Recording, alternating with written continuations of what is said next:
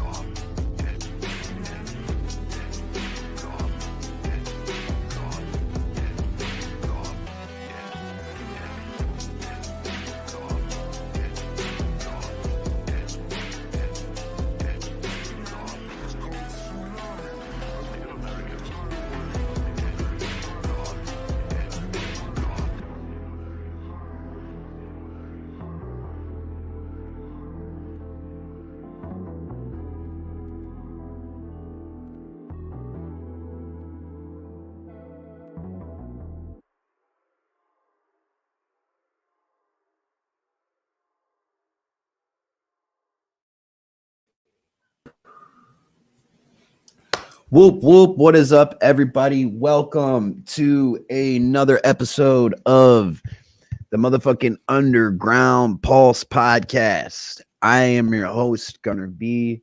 Right next to me, like always, we got the homie Not So Cash. I hope everybody is having a terrific, Monday night, Monday evening, Tuesday. Fucking Tuesday. Real talk, dog. I just don't fucking know. Same Whatever thing. day it is, we're here. We're out here, right? Hold on, let me get a fucking missing light over here. It's fucking up my. Don't mind the way everything looks over here today, guys. I'm kind of fucking out of it and didn't really set my shit up correctly. But here in about 8 minutes, we're gonna do a light for Pokey. So if you can, go ahead, give this a share into the gathering groups. This is the first candlelight visual we're doing for him. There'll be many more we're doing for homie. So if you're tuning into this after the stream, don't feel bad that you missed out. Shit, you don't have to wait for us to light a candle for the homie. You know what I mean? So you can always take it upon yourself in memory. Just take 10 seconds out of your day to remember Pokey. It's a very integral part of not only this podcast, but it's turning out like the Juggalo community too. Everywhere I turn, I can't scroll Facebook at all without running into something about how dope Pokey was. So shout out to everybody who's donated to the family. I think have they hit 4K yet on the GoFundMe page? I'm not 100% sure. I can look at it really quick though. Yeah, I'm thinking they have, but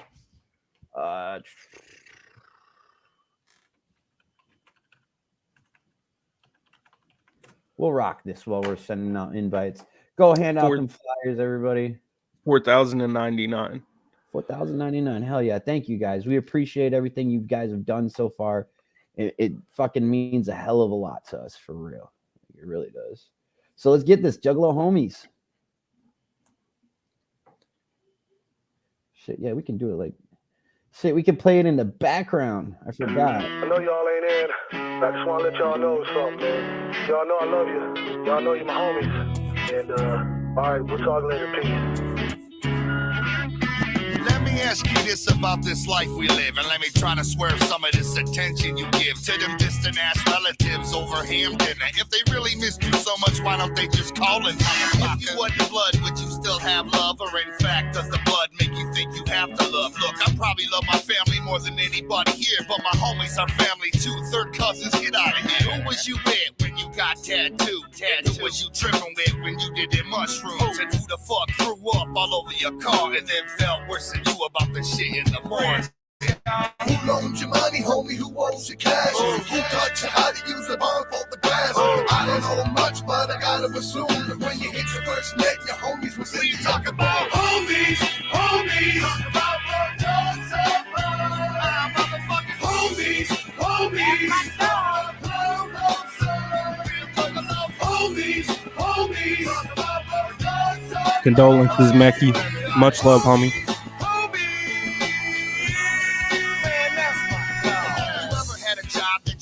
Despise, like I don't know, maybe dishwashing or fucking flipping fries, and you got this boss who think he the Don Mega because he the head manager, cheap Kelly Fry. All you can vision is y'all beating him down, your homie standing on his back while you're kicking his head around. But responsibility is there, I can't lie though. I'd have been plucked his fucking eyeball out with a chicken bone. I'm crazy as fuck, I'll rip your piercings off, and now my homies are holding me back so I don't look soft. When you snuck the camera, who did you get it? And when you got color, who'd you blame this shit? Who can you relax from while I scratch your balls? Homies, I'm talking about like you and yours. Homies, homies. Homies, homies, everybody homies, homies, yeah, homies. Hey, yo, much love, Anthony.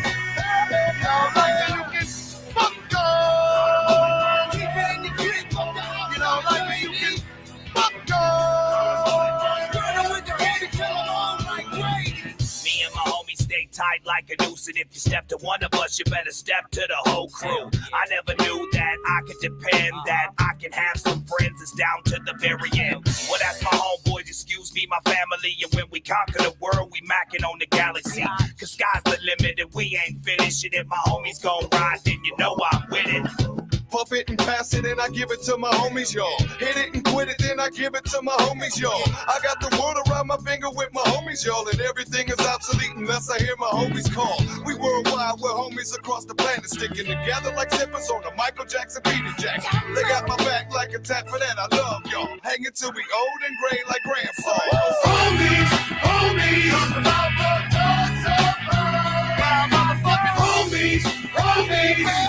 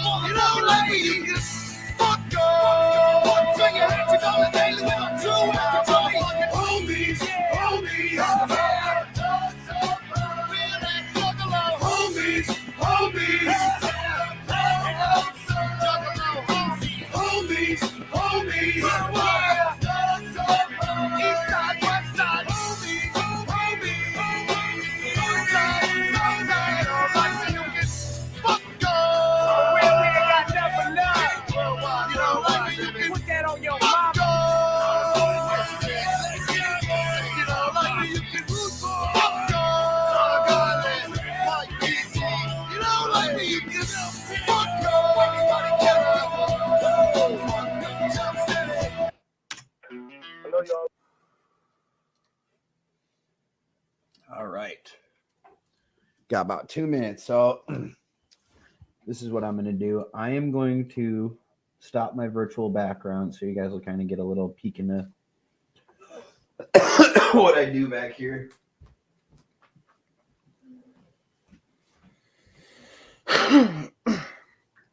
One minute, Doug.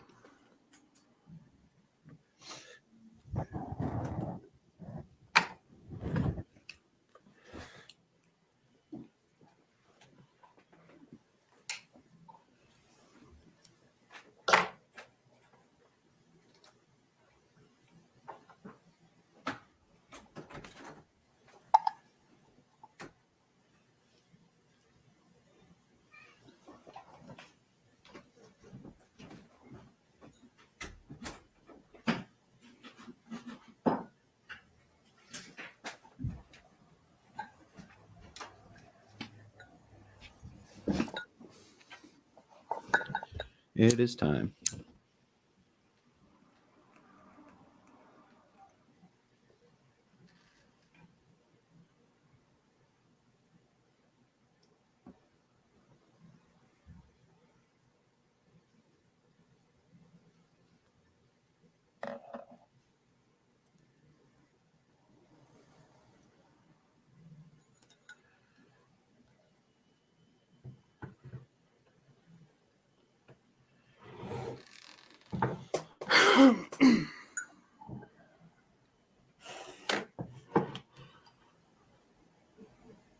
I wish I had a better place to set it, but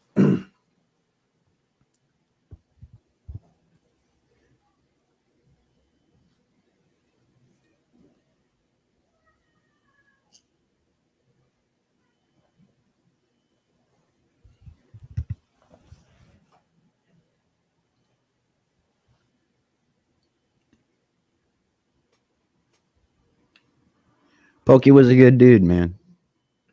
Yeah, it was the best. Juggalo community took a hard hit, dude. It's not just us, so I'd like to think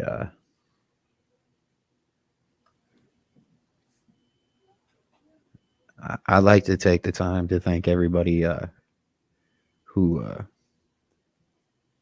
has came in and shown their support since.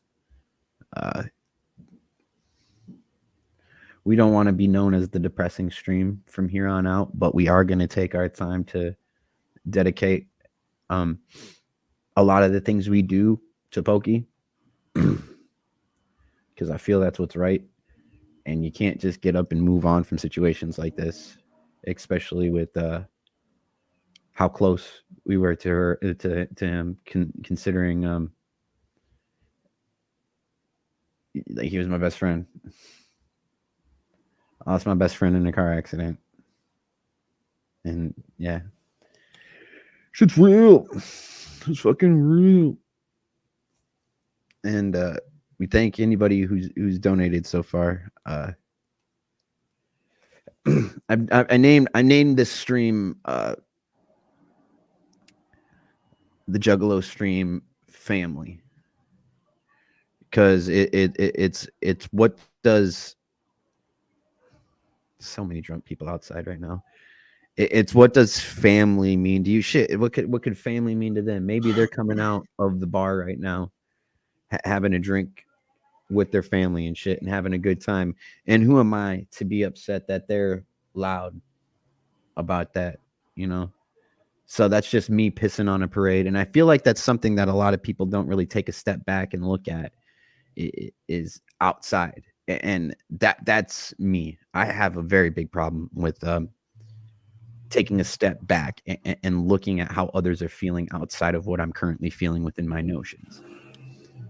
And I feel like there's a lot of missed opportunities I've missed with people. I mean, like even right now, I've missed with so many people.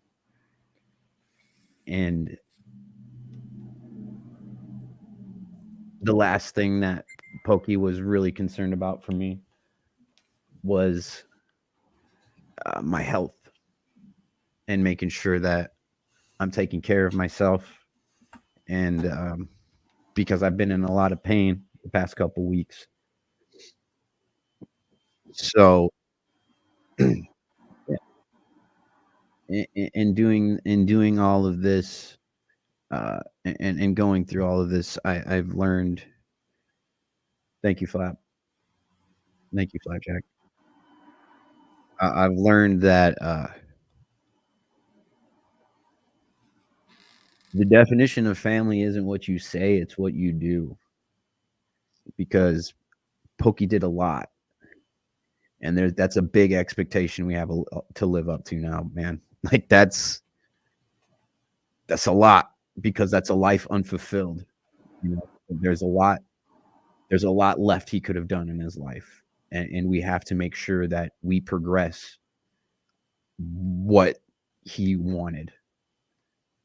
You know, there's a lot of people out there who's like, damn, all these people, like, he had plans with me for this and he had plans with me for that. And we were going to do this and we were going to do that. And honestly, I can't cover all of that. I'm not Pokey. I was gonna say I'm one human being, but it sometimes it feels like he wasn't one person, dude. With all this he was doing, like I had no idea. I had no idea he was doing all this shit, and like I was super close to him. Like, you know what I mean? Like we were talking every day. So it's like a lot of plans, dog. yeah, it's like I'm one person, man. I can't do all of that. But you know, we can do all of that. You know, just because Pokey's gone doesn't mean the plans have to be stagnant. You know what I mean? They can still be done. You know, it's just gonna be a little bit harder. But there's a presence with you while you're doing it. And there's a love with you while you're doing it. And when you finally do it, there'll be a feeling of success. I hope I'm making sense. Because right now, it'd just be easy to give up on a lot of fucking plans. It'd be that's proud. It's just like going through any other tragedy. Like you can just let it affect you your whole life and be pissed off about it, or you can use it as a learning experience. Because as much as this hurts to say, Pokey's gone. Like he is gone. Like he is moved to Shangri-La. And grieving about it's okay. I don't want anybody to ever think grieving is not a good thing, because that's not what I'm saying. That's not what I'm saying at all. Grieving is the most important part of dealing with loss. It is the tears and the hugs and the love and the kisses and the telling people that you're there for them. You know, that's the most part in grieving, but the grieving can't last forever. And I hate to be the person who says that like 3 days after he passes away, but somebody's got to eventually say something, you know, because fuck, I'm fucked up about it. I found myself today isolating like a motherfucker. And it's like when I isolate, it's not like I'm going on walks or fucking exercising or doing something healthy. I'm sitting on my fucking couch, like doing nothing. Like, dude, guys, my TV wasn't even on. I was just fucking mindlessly scrolling the book, you know, and that shit's not healthy.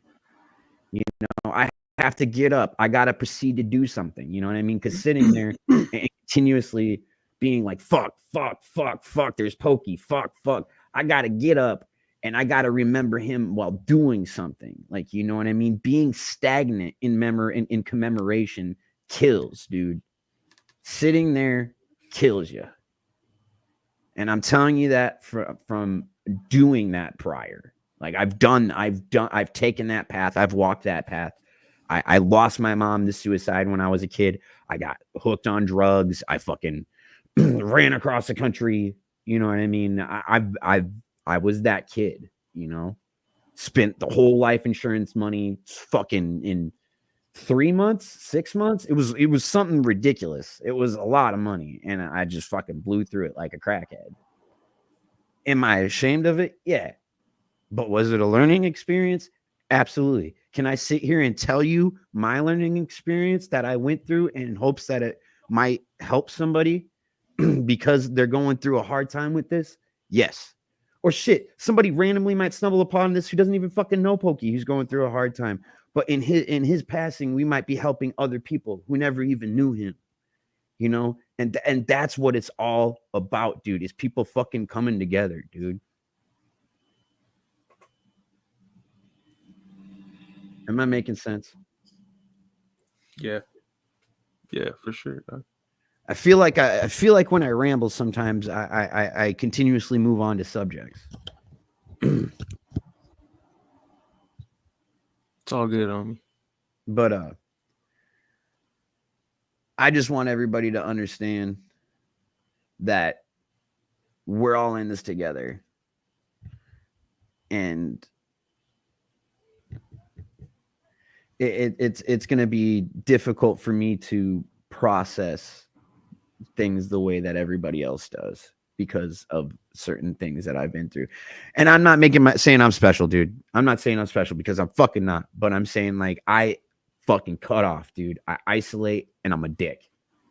I straight cut myself off from everything.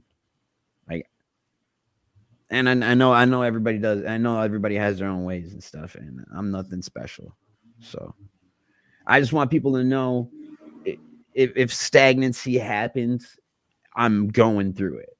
Like, if you don't see me on here, I'm going through it. I don't know. I feel like I'm saying things wrong. It's all good, homie. No, you're not saying anything wrong at all. At all, dog.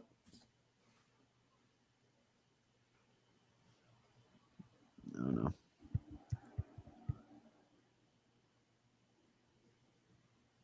Oh yeah, we're not. I do have a video that one of our viewers sent me. All right, for sure. If you want me to, I got a couple videos too. Well, I got a video too.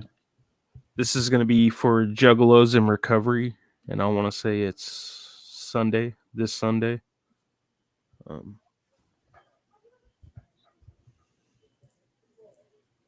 right, so this Sunday, we're doing a candlelight memorial meeting at the Juggalos in Recovery. So the meeting starts at 8:30. If you guys want to roll through there, just go to Juggalos in Recovery anywhere, all platforms for social media. I think they got Facebook, they got YouTube. They're on like Google Meet or something like that. I think you can find them on Instagram. I'm not sure. Just reach out to somebody. It's everywhere, man. Everywhere. Juggalos in Recovery. Everywhere. Shout out to whoever just donated $500 to the GoFundMe. We appreciate you. Wow. Thank you.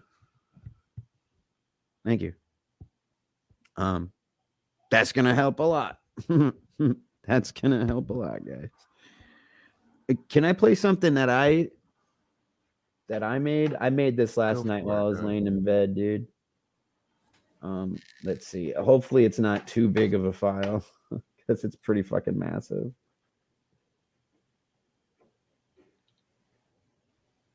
Does this All right, yeah, let's run this. excite you? Think about it. Does it not stagger the imagination? No builder on earth can conceive any structure to compare to the mansions above.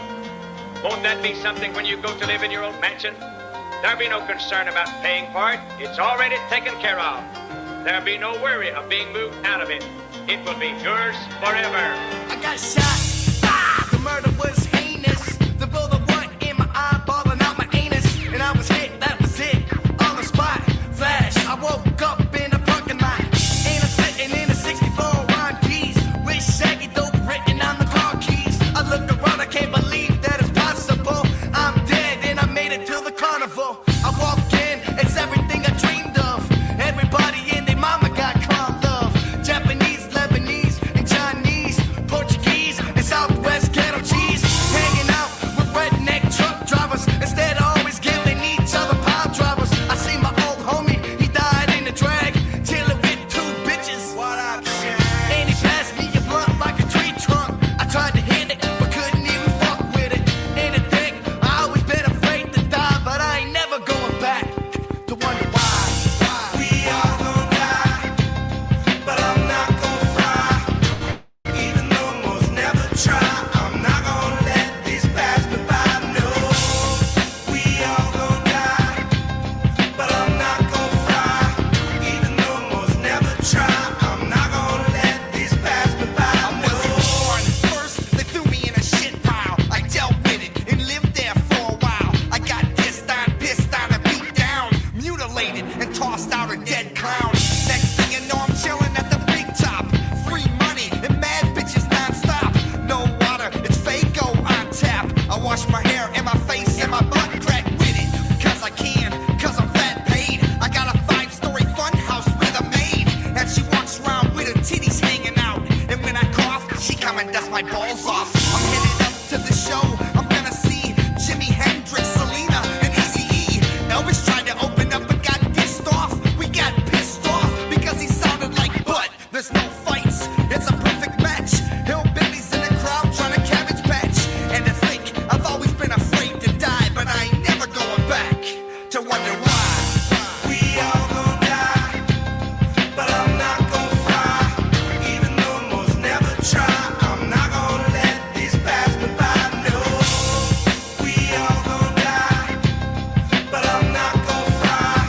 Even though most never try, I'm not gonna let this pass me by. No. Does this excite you? Think about it. Does it not stagger the imagination? No builder on earth can conceive any structure to compare to the mansions above. Did you ever bring your finger around something? Hey, well, picture this. Your that's burning that way. And a Roman candle sticking in your butthole. That's where the grease snake motherfuckers go. This is our hell now. We living in it. But this bullshit'll be over in a minute. Then it's off to the Vagos and end holes. New clothes and patent leather for your toes. And while you sit around crying for your dead friend, he's chilling up there paid, getting mad ends. He's probably there trying to figure out why you're sad. He's on the beach getting fat. You got it bad. And for those who ain't down for the next man, who rob from the poor and snatch all you can, and any chicken talking shit, let me tell you something. Hold a lighter to your balls, then you'll see what's coming. We all gon' die, but I'm not gon' fry. Even though most never try, I'm not gonna let this pass me by. No, we all gon' die, but I'm not gon' fry. Even though most never try, I'm not gonna let this pass me by. No. Won't that be something when you go to live in your old mansion? There'll be no concern about paying for it. It's already taken care of. There'll be no worry of being moved out of it. It will be yours forever. We all gon' die, but I'm not gon' fry. Even though most never try, I'm not gonna let this pass me by. No, we all gon' die, but I'm not gon' fry. Even though most never try, I'm not gonna let this pass me by. No, we all gon' die, but I'm not gon' fry. Even though most never try, I'm not gonna let this pass me by. No, we all gon' die, but I'm not gon' fry. Even though most never try, I'm not gonna let this pass me by. No.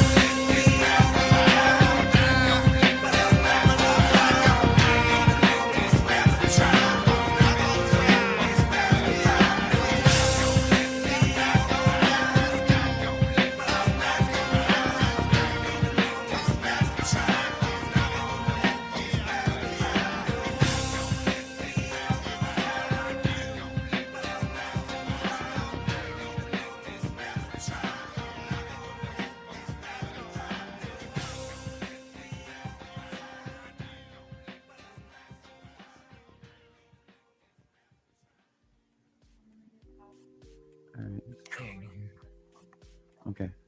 Well, say Diablo. Say bye. Say bye, Pokey. Say bye, Diablo. All right, I'll talk to you later, dude. All right, y'all. Whoop, whoop. Hey, y'all take care. Whoop whoop. Whoop whoop.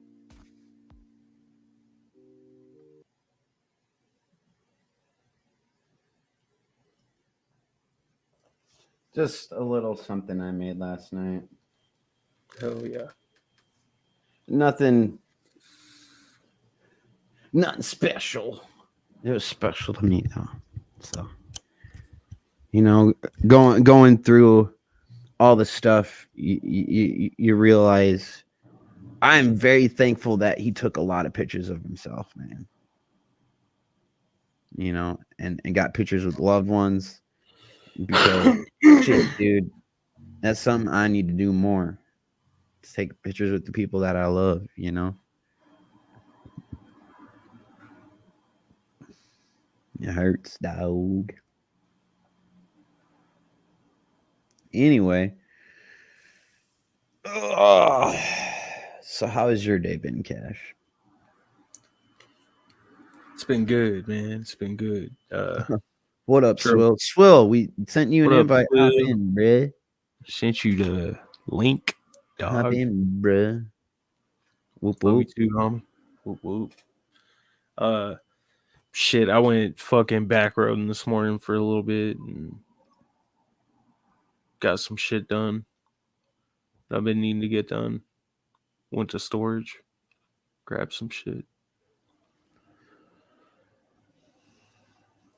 My grandma messaged me a little bit before this morning. She had it was like a fucking 12 hour. Like she pretty much, my uncle lives kind of by the Gathering, and she drives to see him like 4 times a year, which is a long drive for an older lady. So I mean, like, she just messaged me and said, "Hey, I just got home."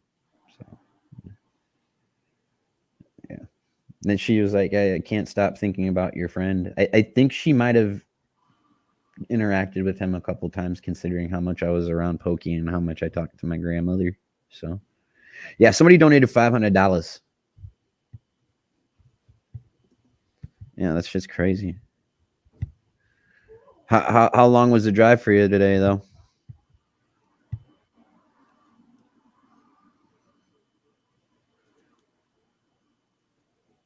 Cash. Oh, my bad. I'm sorry. I was absent-minded for a second. How long? Yeah, how long did you go for a cruise for today, man? I don't know. Probably from like 7:45 until probably 10 o'clock. Something like that. A couple hours. It's a couple hours. Yeah, sometimes it feels good to just hit the wind in the road like that. You know what I mean? So, and where I'm at, like I go driving in the well, mountains. Yeah, bro, you got.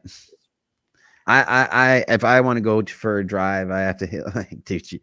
If you come visit here, you're gonna fucking laugh at the scenery, bro. You're gonna straight up laugh. You lived in Oklahoma for a while, so that shit's flat out there, right? Flat as fuck, dog. Flat as fuck. Yeah, there's not too much. Where the wind comes sweeping down the plains, homie. Yeah. Fucking A. Fucking B. Fucking C. Yeah. Fuck them all. Yeah, but when I went and visited Seattle, like anywhere we drove, it's just like anywhere outside the city is just like we're talking like a step outside the city of Seattle, like is fucking nice, beautiful, gorgeous. Well, Seattle's obviously like a big concrete, you know what I mean? So it's beautiful in Seattle. I do like the way that the skyscrapers and everything and the building structures of Seattle. It's fucking great. Just don't look at the ground. Yeah, and that smell is piss and fentanyl. That's what that is. Yeah. No, it made me sad walking around seeing how many homeless people were there. Like it's fucking crazy, dude. It's wild. Yeah, I've been to a lot of places. The homeless situation in Seattle is nuts, dude. I'm a 2.5 hour drive from Seattle.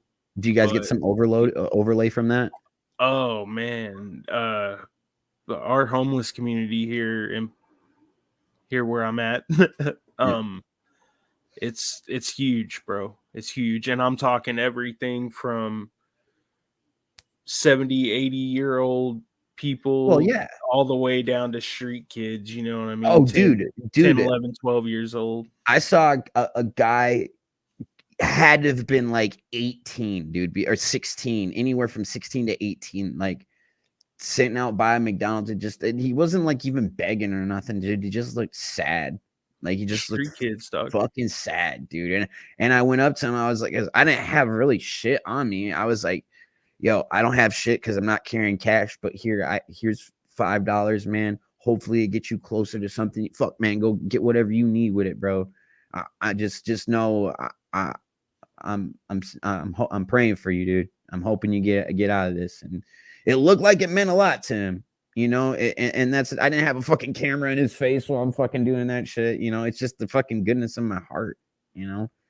And just sometimes that's just what it takes. I hope he's doing good, because I'm thinking about it now and I'm getting emotional, because it's like, dude, I haven't been exactly in that situation, but I've been homeless in places, sleeping on the streets where I don't fucking know where I was. We were like robbing people, each other, to get money and shit. Yeah, for sure, dog. The street kids scene out here is really big, like especially like Seattle, Portland. You know what I mean? Washington, Oregon area. I came up here to Cannonball out by Spokane back in 2003 with some of the boxcar crew. Shout out Thad, shout out Scotty. The Juggalo homies from way back. Yeah. Whoop, whoop. But I mean, I don't mean to kind of deter off where we're at, but it just that's something that like it hurts, like seeing a lot of that, you know, because it makes me realize I could have been right fucking there, dude. You know, it's so easy to slip up, especially if you're a former addict, because you know exactly where addiction lands you, dude. You know, and that's something me and Pokey always openly talked about with each other, is our prior addictions and what we had went through, and how we had achieved this, the minimal success that I had achieved, and the massive amount of success that Pokey achieved. If you guys didn't know, Pokey was doing pretty darn good for himself, and that's all I'm gonna say. But that's why he was able to help people out, is because he worked for that shit. You know what I mean, dude?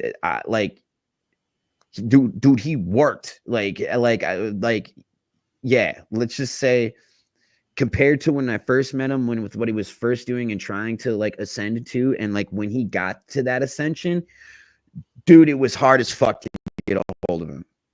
And it was like until like we started like bonding with the podcast and hanging out with each other every day and talking with each other every day because of the podcast, I got hella close with him. Hey, thank you, Brett. We appreciate you guys.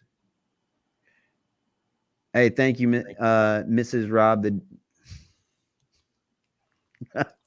I think I want to say that's JJ, but I'm not 100% sure. No, thank you guys. Yeah, but thank you guys. We appreciate you guys hopping in and showing it. The Dabbleverse, you guys have shown a lot of fucking. It's weird. The motherfuckers who came in like trolling us were from like our own scene. Like, you know what I mean? Are we Dabbleos? I think we are Dabbleos now. I think that is a term that speaks for itself, man. That's the carnival right there, dog. That had nothing to do with me. That was hella cool. Yeah. Then some dude I knew and live on the streets and the train hop just to do it. It's just to do it, just to be homeless. That's crazy.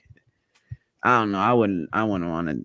I mean, just a traveler's life. Yeah. Like traveling around, that'd be cool. But like homeless, like just giving away everything you earned, like everything. Man, that's crazy. Leaving your family. Wait, this dude I knew had left his rich, but had hella cool home to live on the streets. Okay, maybe I'm tripping on what you said. Just to do it. Okay, I maybe I'm reading that comment wrong. That's my bad. But yeah, that's just yeah. But as I was saying, that's something me and Pokey had talked about, like from time to time, like actually a lot when we would get into like our conversations about what we wanted to do with the podcast and shit.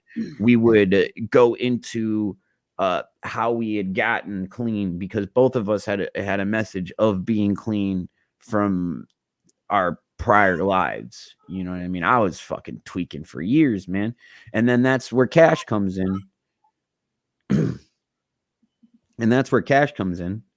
And you've been clean for how long? I got 3.5 years now. Yeah. So my boy's living the lifestyle too. You know what I mean? He's just a little bit behind us. And I feel like him, like, having a constant vision of something that's ahead of him is a good thing too. You know what I mean? Just like I think Pokey was a little bit ahead of me. There's a couple people in my circle who are a little bit sober longer than me, and I just think about them whenever, like, I need that little motivation. It's like, all right, they're fucking 10 years. I can make that. Let me get that. And then I get to that 10 year, and then I see them. I'm like, all right, they're at 13. I can hit that. You know what I mean? So is that kind of how you see it too? I like to be a little bit of a thought on that for you, you know? What is it? Like clean time? Yeah, we got a little bit more. Well, me and Pokey had a little bit more clean time, just a little bit more. So I'd like to think, like, seeing that structure just a little bit further ahead of you is always a good motivation, I think. Oh, right? yeah, dog. Yeah, 100%, man. Like it definitely puts you in a mindset of, like, knowing that people come from the same struggle, but they persevered, you know what I mean, and overcame. Yeah. And they continue to do so. Like, yeah, it's definitely a really big inspiration. And that was a big thing for me. And actually, like, when I first got sober, like, seeing people around me who had been doing this shit for years, you know, that's kind of what motivated me in a lot of ways. I always got people ahead of me and doing better than me that I look up to strive to be like, yeah. And I really feel like it's important to surround yourself with people that you look up to. You know what I mean? Especially coming from a active addiction, like, type background, you know. Every month on the 17th is another month sober for me. Keep it up, homies. Hell, motherfucking yeah, NGS. And that's a thing that me and NGS connect on too. You know, that's dude. And I think that's why I always keep such a decent circle of people around me, is because I attract the fucking sober heads, because I'm always spreading the message of sober positivity, you know, and very rarely will somebody come around who's continuing to use, who doesn't want to change their ways, will, like, interact with me and try to, like, become a part of what I do, because I feel like even those who are using understand that I don't want any part of that, but I would like to help you. You know what I mean? And if they don't want the help, they What run up, anyway. man? You know what I mean? Like, that's Well, a I mean, pattern I've dude, seen. when we don't talk want it. about I'm sorry, man, I don't mean to cut you off, but when You're we talk about what is it, the first step in sobriety, or like the NAAA, CMA, whatever you do with the A, the first step, and I think that this is an actual first thing you need to do to get sober, is you need to fucking accept that you have a problem, dude. And that, I don't mean to sit there and, like, preach, but fuck, dude, nobody ever got sober being like, fuck, man, I can get high whenever I want to, I'll be fine. Nobody who ever seriously had an addiction has kicked it like that. I've had a homie who I used to smoke fucking every day with, who just quit, dude. Just fucking straight up quit it. He was like, yeah, dude, I'm good. I just, like, I feel like I have control of myself over that shit. I'm like, well, then that's not real addiction. You know what I mean? I feel like something happened in his life where he was like, fuck, I don't want to smoke this shit anymore. You know? So well, that's what happened for me. You know what I mean? There's always that fucking light bulb moment. Always, with every single fucking person I've met who is considered themselves an addict at some point. What do you think about addiction? What you think about addiction is neither here nor there. I think if you continue, but my look on addiction is, if you are continuously getting fucked up on a hard substance every fucking day to stabilize yourself, that is an addiction. Or to seclude a feeling or blah, blah, blah, whatever the fuck, continuous repeated use. That is addiction.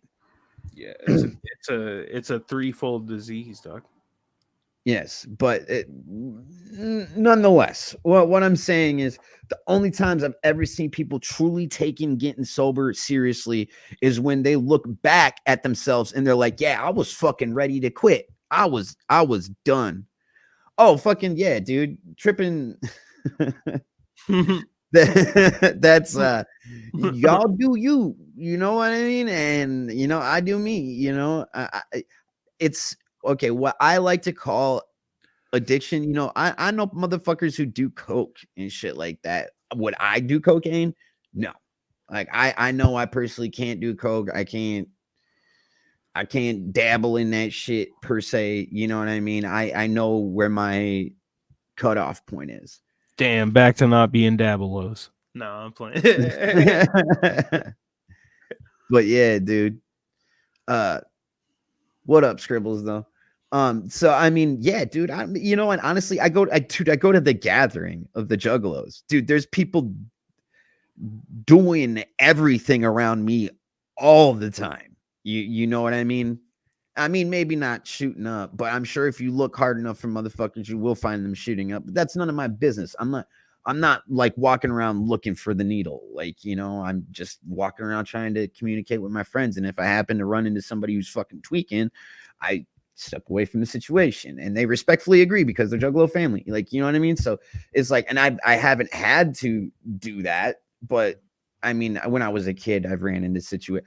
I saw somebody with a vial of liquid black tar heroin. Thank you, Brett. That shit was crazy.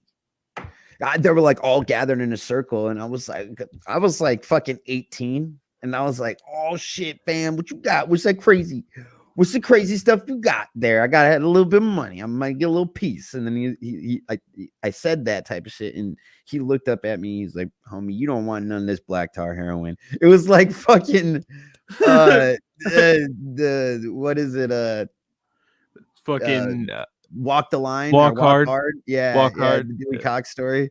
You don't want no part of this shit. But I seriously saw it. Like, it looked like the symbiote in a fucking Spider-Man comic, bro. And I was like, I literally like stepped back. I was like, and I looked at him like, you're right. I do want no part of that shit. And it smells like vinegar, dog. Straight vinegar. Wow. It's the most god awful smell, dog. I would have known that. I would have never even tried, bro. So Cali sober 2 years. D, no matter how bad stuff, I cannot read right no now. more bad stuff for me. Yeah, I can't even do a little bit of line of booger sugar, dude. Can't even do it. I thought I could for a little while, then and you never paid for drugs. Well, here's the thing. Here's the thing about fucking coke and all that shit. It's like all laced with like fucking whatever. It doesn't have to be fentanyl. I was gonna say it's all laced with fentanyl. Like, I sound like the party pooper. It's not all laced with fentanyl. Okay, it's not. But a lot of it's laced with something like ketamine. Like, I know a lot of motherfuckers who are like, yeah, it's just laced with ketamine. It's like, bro, I don't want to do ketamine with cocaine, bro. Like, I don't want to do all that extra shit with the cocaine type shit. So I just don't do it anymore because I just can't fuck around and find out, you know? Baby laxative, dog. That's the worst one. Baby laxative. Like, I didn't get high, but I took the best shit laxative like 5 with years. Meth, bro. I know motherfuckers used to cut laxative with that meth shit, bro. It weighs it down. Motherfucker smoking that fucking baby laxative, bro. I watched, like, I probably did, but I watched somebody like straight up cut it, and he was like, oh yeah, watch this. And dude like fucking came in, like, smoked. It was like fucking 80% baby laxative or whatever the fuck it was to make it melt and look like this shit, but it was like all powdered up. Dude fucking smoked it. I was just astonished. I was like, wow. He was like, yeah, as long as you just put a little bit in there, and motherfuckers thinking they're getting high, they'll fucking come back. I was like, that's just, and then I look at it, and that's the same way motherfuckers do with fentanyl. You know, maybe not put a bunch of fetty in it.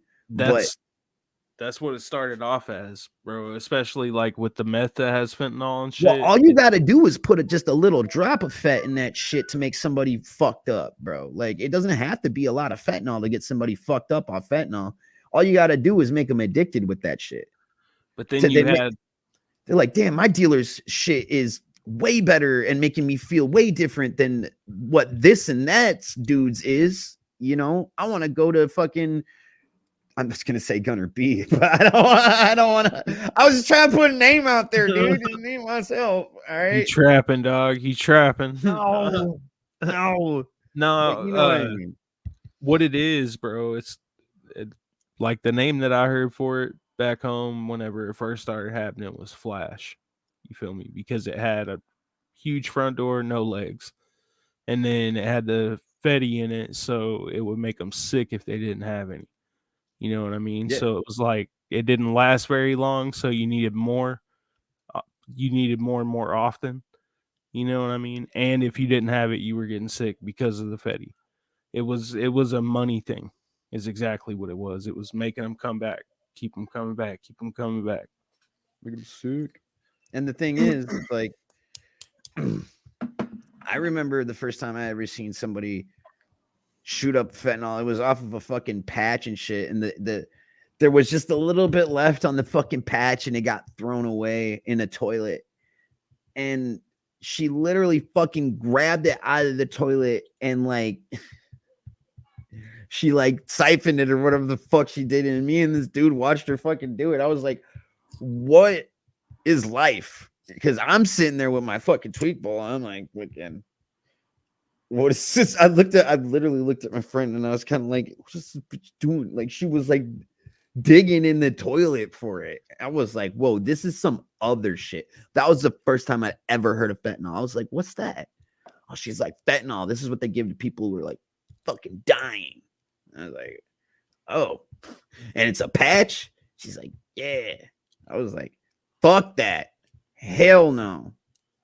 Because I'd seen plenty of people before me get drugged down on like heroin and shit like that, you know, and then this was like topping it. That's a whole nother kind of Fetty though, dog. Like, it's the patches. It's completely different. No wonder she was digging in the toilet for it. I was doing like I would do them whenever I was like wanting to go to sleep or something, you know what I mean? Like just trying to come down or whatever. And it was nothing like what no. There's no way, because I would have been floored. Yeah. 100%. Because I didn't fuck around, bro. Yeah. Like, my favorite drug was more.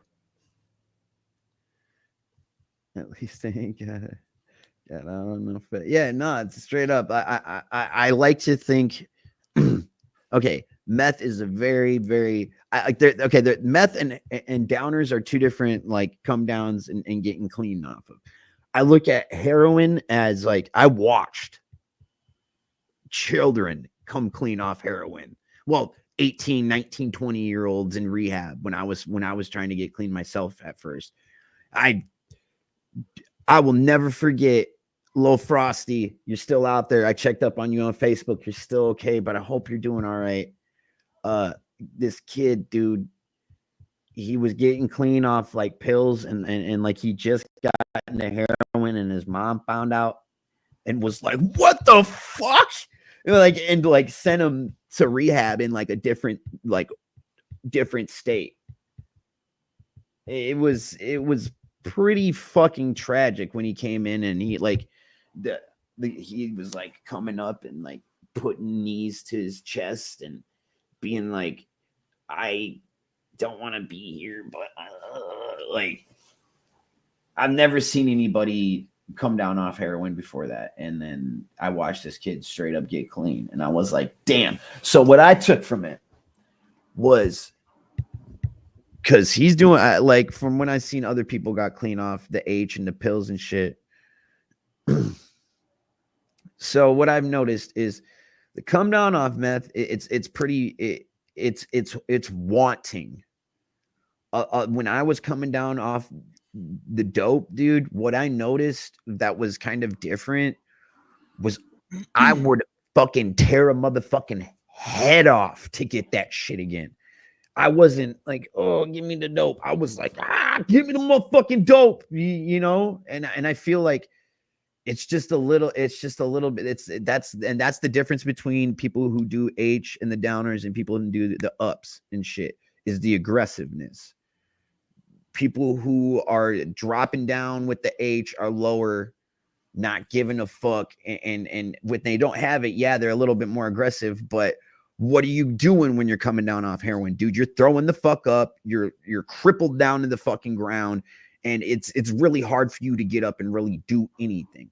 When you're coming down off the shit, motherfucker, I've been up for fucking 7 days, so I'm hallucinating like a motherfucking bitch, dude, and I'm about to go drive in a car or fucking riding my bicycle or fucking run across the fucking street into whatever fucking house and get some shit, you know? And that's exactly how I found it differently. Even from seeing my friends like come down off heroin and shit, because there wasn't a lot of them in Worthington or in the area, but there was a couple. But yeah, it's just a lot of pain. The heroin come down. It looks. Am I wrong? Because you've done both, right? I've done both. I never liked heroin, bro. I didn't like it when I did it. The only time that I ever did any type of opiates was, like I said, when I was trying to just come down and go to sleep. And I always kept it minimal. You know, like I never liked it. I never liked it. Just wasn't my thing. I wasn't the biggest fan either, honestly. Only thing I did opiate wise was like pills. Just pills. And that shit had always like fucking floor me, dude. And even now when I take shit for my back or like my muscle relaxers I'm just like a zombie. And I don't like the way I feel. Like dude, I hate the way I feel when I take my muscle relaxers and shit. My downer thing was benzos, fucking Xanaxes, dog. Oof. And I would wake up with 15 fucking lighters and a little doggy bone keychain that said Samantha on it. You know, and I'm like, damn. My stepmom's name's Samantha, so I didn't know. I'm guessing I stole it for her. Yeah, that was me on Xanax, bro. I was just like klepto. Any store I went into, I was grabbing shit and sticking it in my pockets and not remembering a fucking thing, you know? So, yeah, Xanax, that was my downer. And I kicked those in 2009. During his heroin withdrawals, my dad would threaten to kill me, degrade me, etc. One time, he sped up the van and threatened to crash us. He said, "Don't fuck with me. I'll take us both out." So, I mean, it's just what I'm saying with my assumptions from what I've seen from other people coming down off the H and other people. I was just around a lot of meth heads, like a lot of meth heads. That was just my whole circle, dude. There was that, like, we had some fucking H heads, but they were just like on the outs and be like, "Damn, y'all do that? That's crazy. Give me that fucking." Y'all smoke that heroin? Fuck crazy. Yeah. And then the meth heads fucking mentality is, at least I'm not doing that. At least I ain't fucking dude. My thing was I never touched a needle. Like I was around him for fucking years, dude. And I never did. And that was something I always knew if I went that route, I was absolutely fucked. So, you know, when I first started doing it, bro, I've told you a little bit about my family, that, you know, some stuff. And my grandpa, right? He was like, "Yeah, you're fucked." He's like, nobody ever comes back from that. You know what I mean? And for a long time, I believed him, bro. You know what I mean? I believed him. And then I quit the first time. And then my mom passed and I got back on the needle again, like 8 months later. But how old yeah, were you man, first, if you don't mind me asking, how old were you when you first needled? 13. Holy shit, dude. God damn, bro. Yeah, dog. Yeah, I had a rough life, homie, but you know, it made me who I am today. No, yeah, no, I don't mean to be like, whoa, what the fuck? But that's crazy, man. Dude, a lot of people who do shoot up don't shoot up for the first time at 13 years. How was that like going through? Were you on and off the needle, or once you first hit that needle, were you straight off to the races? Yeah, that's what I did, dog. That was the way I did. The very first time I ever did meth, that's how I did it. Damn. Yeah. That's fucking first time I ever did meth was a fucking fat ass half-gram hot rail, which is still pretty fucked for somebody, but damn, I can't imagine the first dude. You ain't never catching that fucking dragon. That dragon fucking hops in a fucking spaceship and is gone, dude. Failed, dog. Yeah, no, dude. Like, yeah. I remember, bro, is like everything got hot and I started coughing and like gagging, you know what I mean? Yeah, yeah. And I was like coughing so hard that my eyes were closed. And whenever I opened my eyes back up, they were like fucking bouncing back and forth, just fucking for like 2 minutes, bro. And I was just trying to get them to stop fucking shaking, you know what I mean? And yeah, this was it, man. I found the fucking thing, you know what I mean? This is my thing right here. But I was already like hitting my mom and shit when I was like fucking 11, 12 years old. She was really bad on Oxycontin and she shot him up. So I was like doing her when I was fucking 11, 12 years old. Damn. I don't mean to get too personal into your stuff, brother. It's all good, dog. It's all good. I'm living proof that shit can change, you know what I mean? Generational shit can change. Like, yeah, dude. It fucking stops with me, bro. You know, my kids will never know that life. And that's a proud thing to say, man. You know, because I was the first person in my family not to graduate high school. You know, I was the first person in my family, I think, not to go to, no, my great grandma didn't go to college. Wait, my great grandma didn't graduate high school either, but she got married, and that was like the old times. Like, she got married, got taken away with her husband, and blah, blah, blah. But like with my uncles and aunts and shit like that, and like with their kids and like so on and so forth, continuing, I never did that shit. I never went to college, never graduated. My uncle went to fucking Yale, like YALE, like Ivy League shit. Well, just right outside the Ivy League if it's not right on the Ivy in the Ivy League, but like where presidents have gone to school. And like he graduated from Yale for religious studies. So I'm not talking about just understanding like Christianity. I'm like talking like this dude looked into like the beginning of religion and yeah, let's just say at the end of his studies, he's still very confused. So, I mean, but this man is like, he's one of the only people I've ever met. Thank you, Woozy. Much love to you, bro. Much love to you. My uncle is one of the only people I've ever met where when you have a conversation, I feel like he has to dumb down his cognitive skills to communicate with normal people. If that makes any sense. Like, because I'm talking to him, trying to talk to him about Juggalo shit or stuff he knew when he was like 16, you know? I would be like, how do you feel about, how did you feel about ICP while you were growing up? And he'd be like, and he'd like think, like, and I'd be like, oh God, it's like that. You know, and it's like, yeah, I'm asking you deep about questions. And it's like, even when like we get into like real conversations about life, and there was a whole bunch of shit that happened. I don't want to talk. I love my uncle till this day, for real. And I will never say a bad word on him. I absolutely love that guy. But yeah, so I don't even know what the fuck I'm trying to say. He's a smart ass dude. He is a smart ass motherfucker. And yes, Yeah. okay. So this, I had First like, one to not graduate and all that. yes. So he's only 5 years older than me, my uncle. What? Your uncle's only 5 years older than, yeah. What? So what? It Motherfucker? happens. You know what? My grandma got freaky, and you didn't fucking know shit. What? Get real, dog. Anyway, I can't believe I just said my grandma got freaky. I can't believe you did either. Grandma, I hope you don't see this. She tunes in sometimes. I really hope you don't see this. Anyway, moving Put a on.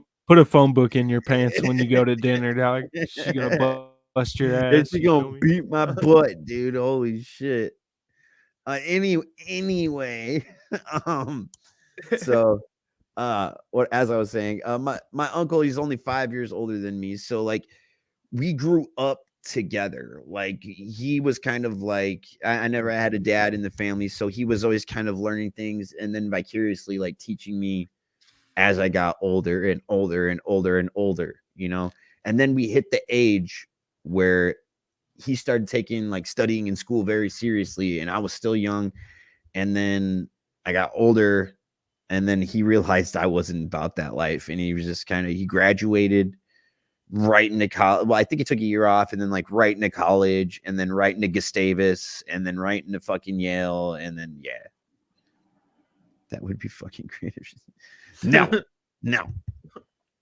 But I always felt like I had this massive fucking expectation to live up to that was always looming over me, that my uncle was this great, well, he is this very great, very smart person. You know what I mean? So, and it's hard for me to work with expectations. And I didn't, and I still pale in comparison for a lot of their expectations, but they kind of understand now that I am who I am, and I'm not doing anything different than what I ever will be doing. So, Fucking bizarre. what up? Bizarre said, "Shout out, freaky grannies." Just wanted to swing by, send my much motherfucking wicked clown love to y'all. Whoop whoop. Whoa. Thank What you, up, Bumbles. We appreciate it. We appreciate it. I need to get my drink. Oh yeah, by the way, guys, I'm probably gonna get slander because I've tried this even more now, bro, and I've realized this shit fucking sucks. I'm gonna get slandered, a slander strike for or what is it, a defamation lawsuit right now? All right, y'all. I should put on green screen how terrible this shit is. This motherfucking, what up, Swill? This Fanta Beetlejuice. I know y'all cannot read this, but oh my god, the Fanta Beetlejuice haunted apple. This one? Talking about this one? Fucking ass. Disgusting. Don't open it. It's a collector's item. It's a collector's item. If you can drink more than 3 sips of it, I'm give you more power to you. Put that shit on the wheel. Put it on the wheel. A chug, dude. Just one chug. sip. No, man. You got to make them chug that. Oh, jeez. See, this is the problem with Juggalos is like, I try to be all easy on it. I'm like, yeah, we make them do a shot of it. And you're like, no, they got to chug the whole thing. and then there's some Juggalo choking with shit coming out of his nose and shit going, oh, why? And I'm like, well, because I don't know, because that's what the Juggalos wanted. Anything green apple flavor is a no-go for me. Hey, man. Hey, look, we all got it. We should do this on stream for donation thing. We should all chug one. Oh, jeez. Can I butt chug it so I don't have to taste it? I bought a whole fucking 12-pack of this bullshit, man. No, jeez. Facebook, Underground Pulse Podcast. Instagram, Underground Pulse Podcast. Hell yeah, you know what it is, Scribbles. I think we're friends on Facebook. What up, Dreadlock? What up, Dreadlock? What's good? Yeah, whoop, whoop. What up, Sam? We got the motherfucking Hatchet Head in the house for those just tuning in. How you doing, Swill? We haven't had you on here since the unfortunate tragedy. How are you holding up, man? Terrible. You know, I break down every. You know, every.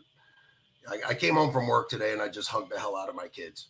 You know what I'm saying? Like I came home from work today and I hugged the hell out of my kids and teared up a little bit because the more I think about like, you know, everyone that was the fucking love from the Juggalos has been so crazy, dude. I've never seen all the Juggalos, even people that didn't know him were posting shit online. I see somebody post some shit about like, you know, I hope when I go, you know, I'm loved and respected as much as Sam was. I didn't know him, but like, you know what I mean? And just, man, some of the shit, it's super, you know, super heartwarming and stuff like that, you know, and, you know, and he was a good kid, you know what I mean? Like it just, it's tragic. And I had said something to Luke about like there's no silver lining in this, Luke. You know, we just gotta, you know, face it. It is what it is. But then like seeing some of the Juggalos come together and shit, and you know, the gathering's been super cliquey. These people don't fuck with these people. Oh, camp this, you know, don't mess with these guys.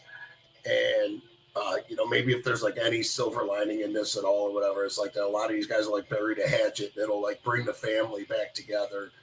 And you know, maybe we're never going to get that family era love back, but you know, maybe we could get something else, you know, something new, and you know, bring everybody together with stuff like, you know, it's just tragic. You know, I love the kid, and actually, I seen, you know, you had your candle going, and I had got this candle at the gathering this year. I don't know if you guys seen one of these. Yeah. Some kind of, I don't know, it's like some SON shit. So I'm thinking like, if I hope, like, I don't know what's going to happen when I light it. But you know, okay, we'll see what happens. It's for my guy and shit. Hey, for the poke. For the poke. For the fucking poke. Oh shit, where's it live? Where's it live? I got Sir, is that my hatchet in your head, Donald Brown ass? This is plastic. This is definitely not your work. Oh, all right. Not your work. This is LB's hatchet. He dropped the hatchet. This is where it landed. Hey. Hey, it's Butt Plug. My name's Butt Plug, and I do drugs. Oh shit! What up, Butt Plug? Oh my god! Fucking Butt Plug. What up? Hey, decent firecracker candles like pop, pop, pop, pop, pop, pop, pop. Hey, Swill. Thanks, son. Put the headphones on. Oh, Jesus Christ! I'm new here, man. You know what's up, man? Yeah. Come on, you old turd. I'm trying. So how you guys been holding up? Things, you know, working out as well as they can? I mean, we're all right over here. I mean, we're having to. Oh my god, look at him. I can do it. Look at Swill problems. Hold on, old man problems. Oh no flapping. There he goes. Can you hear us? Me now? Yes. Can you hear us now? All right, there you are. Yes. That sounds a lot better too, honestly. Oh my god, they always say it sounds better when I'm quiet. Hey, I got you on speakerphone. What up, Luke? Yo, I got you on speakerphone on the live stream. What up, Lil Pokey? Shit, I was gonna see if it's still for me to through on the stream. Yeah, dude. Are you stopping over here, or do you want to hop in virtually? Frankie, did you get that video? I was gonna come over there. If that's all right. Yeah, dude. Come over. All right, Batman. I'll bring the last little bit of butt I got. Why are you whispering, Swill? I'm not talking to you, Gunner. Oh, all right. Never mind. Swill is whispering. Yeah, Swill's in on the stream right now. I got you, dog. I was trying to tell him he should hop in the stream before, but he seemed in a rush. All right. Well, he'll be good. He'll be good. All right. I don't know why I'm having internet troubles with my fiber optic right now, but we gonna check that out sooner rather than later, y'all. Oh shit! No. Hey, Just come in, bro. We got a door open for you. Well, I got a door open for you. Oh, he left. All right, bye. Hey, Yeah, no. It's like, yeah, dude. Yeah. All right, peace out, dog. Yeah, we said peace out for sure. Yeah. Hey, Yeah. you know what? I want to shout out Sean You Dreadlock want me to, Juggalo. Thanks for coming and showing up. He does his own thing, and you know, I like watching him. He was walking around his little town painted up like Moon Glorious the other day. I was like, yo, it's Crescent Moon Glorious. You know what up? Like, Who was? That's good stuff. Which Dreadlock. Oh, really? Yeah. I think he was saying something about that. He's been doing those getting to know the artist. Yes. All right. We should check out some of his stuff at some point. Yeah, for sure. Yeah, he's a he cool lives cat, in a small town, so yeah, Wiggles. So it's fun to watch him walk around. Wiggles. All right. Yeah, Wiggles. Oh yeah. Wiggles. I have a video from a one Mr. Swill Bilson. That was credited to my sister. My sister does all the editing, so I haven't seen it yet either. Spin the wheel, bitch. This is no, it's not, not quite. It's not a wheel video. It's not a wheel video. It's more. Nothing that's gonna get us a fucking strike, right? No, not at all. Maybe. Yo, we need to create we strictly need to create like a Rumble channel if we're gonna go around the gathering looking at If we stuff. ain't getting bro. strikes, we ain't doing it right. Hey, Yeah. Sean, make sure you guys subscribe too or whatever. These guys subscribe us up, man. Let's get the numbers. Yeah, up. listen to the old man. If you haven't hit subscribe yet, do it. It all feels right? like an only. Fuck it. Hey, let's move this picture. Yeah, get me over there or something over. Yeah, there you go. All right, okay. there we go. Yes.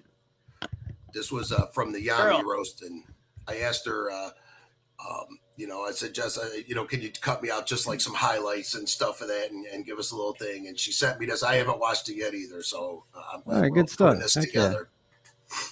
Oh yeah. Thank you, Jess. Yami's newsfeed, it feels like an OnlyFans teaser for his girl. And I know way more about his sex life than I want to know.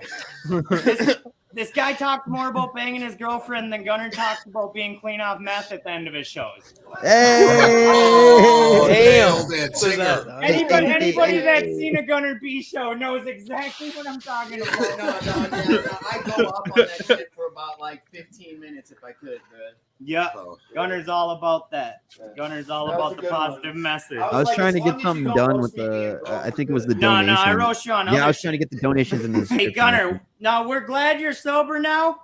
You just got to work on applying that clean living part to your bong. God damn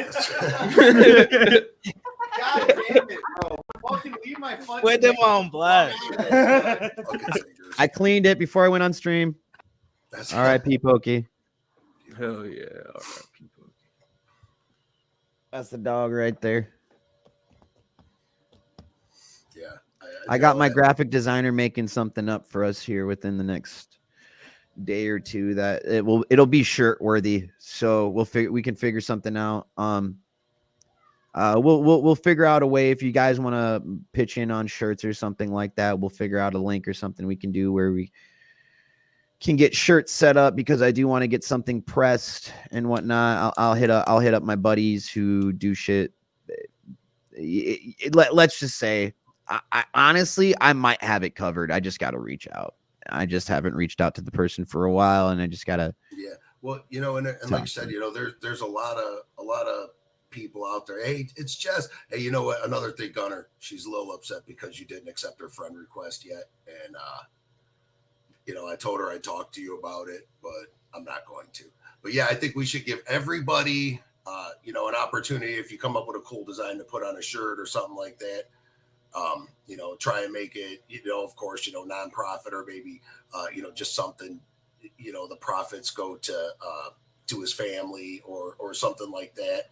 Because I'll tell you what, there's, you know, you said somebody contributed $500. Yeah, somebody just donated $500 at the beginning of the stream. What? Well, we know that wasn't a Juggalo, but whatever. maybe. Hey, okay, thank you. Hey, thank you very much, anonymous donor, whoever you are. I'm here for free. That's Yeah, Gunner's I boring. know, me too. Gunner's Me fucking too. boring, dude. Nah, Swill, I feel like you're a good wheel in the Underground Pulse turning piece because you can talk for days and there's never a quiet part with fucking Swill on They the gotta tell stream. me to say less, fam. Coyote. Quiet down. Oh, yeah.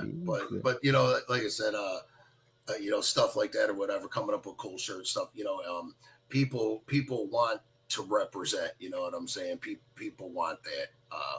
So, you know, yeah, I feel like something like that would be super dope. And, you know, I've even got like shirts that I've bought for things or got for things, you know, somebody gave me whatever, got to remember a place, you know, and folded it up and it's in one of the 14 totes in my basement that I'll never wear it, never get rid of it. You know, I actually never wear this shirt. I just put it on for you guys.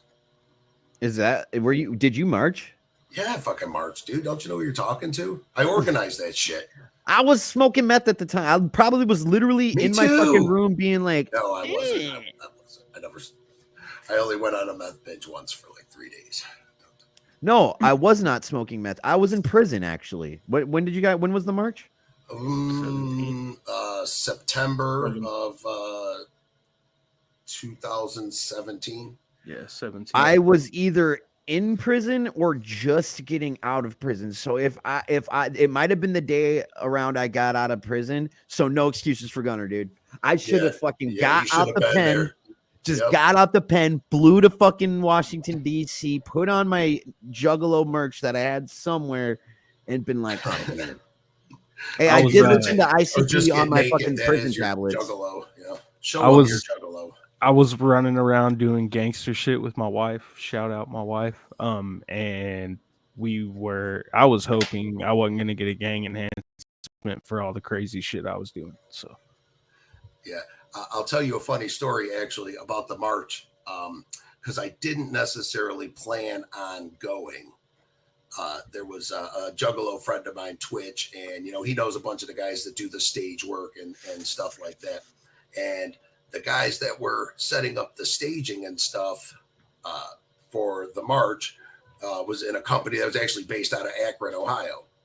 Well, when they got to the march and they were setting some things up, they realized they forgot this speaker stack and these couple bins of wires at the shop. So he calls my buddy and he's like, dude, he's like, I'll give you, you know, $200 if you could go down to Akron, pick up these speaker stacks and these couple bins of wires and bring them to me in DC, you know? And he hit me up and was like, hey, you think this is something we could do? He had like one of them old Chevy vans with the captain's chairs in it and stuff. And we threw the speaker rack and some stuff and we strapped it to the roof of the van. And then like 8 of us drove out to DC to, you know, make sure they had their wires and whatever. You know, I'm not going to say it wouldn't have happened if we didn't make it, but you might not have been able to hear them. You know, so we did that. You know, that was cool. That was a cool thing with the march. And so my son Zach, he didn't want to go because he thought we were going to get tear gassed. Did ICP perform at the march? Yes. Yeah. Oh. Yeah. They did a set there, and look at me. That's a Juff D question, just right? put a paragraph up for like a reason. I got you. No, we get it, D. You get a pass. Hey, it's cool. It's cool. Man. That's a Juff question that I just asked, right? Did ICP perform at the Juggalo march? yeah. Did they perform the dating game? Hell yeah. And the 215 Juggalos, fucking Philly and shit, right? Ain't that Philly? TJ was Philly. Yeah, it's just I was relacing my shoes. Can't march without my shoes. Fortunate enough to have my all right. Yo. Hey, Bumbles is right. Come in. I told you. It was very special. You know, I remember standing there like before it started and everybody kind of like getting together. And you know, they had the banner up. They had fucking whatever it said. I don't even remember what it said, but you know, it was like, you know, Jump and fucking Violent J and Shay, you know, everybody, they're like holding the banner when they start walking and stuff. And I just remember being in this group of people and all these juggalos, and then like looking around, and of course this is 7 years ago now. Is that how long ago it was? Is that right? Yeah. Is that right? 7 years ago? Okay, Almost a decade, dog. Yeah, but I remember looking around at the people that were there, and it was like so many juggalos that I knew from the gatherings and like the Family Underground DVD, even where I looked around and saw these familiar faces, and it was a real good experience for the soul and stuff. We all came together, and you know what I mean. We just kind of did a lap or whatever, and walked through the town.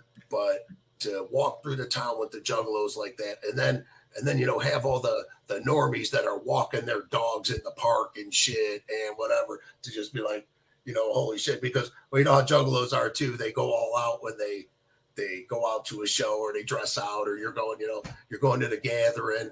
I know I bought a light up bucket hat and shit. You know what I mean? Like, I know we go all out. So it was, the juggalos, it was the freak show. The circus was coming through town, and it was just such a good feeling. Everybody getting together, doing the thing. They did the concert in front of the big reflection pool there and stuff. It has a name. And what's the other one that looks like a boner? What's that one called? The Washington Monument. The Washington Monument. Yeah. Washington's dick. You like that?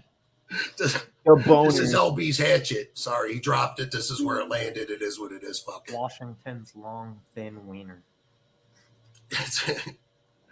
Yeah, Spider-Man was on it and shit. Remember when Spider-Man was on Washington's dick? It's like, oh, I never seen that one. I think my history sounds like a good movie, man. Outdated. Yeah. All right. So yeah, that was good stuff, though. That hold part's on, you I guys never keep forget. talking. Quick, keep the conversation going. I gotta talk to. How about if you just don't say that and I won't shut the fuck up and we'll be all right? Could not said nothing. Whatever.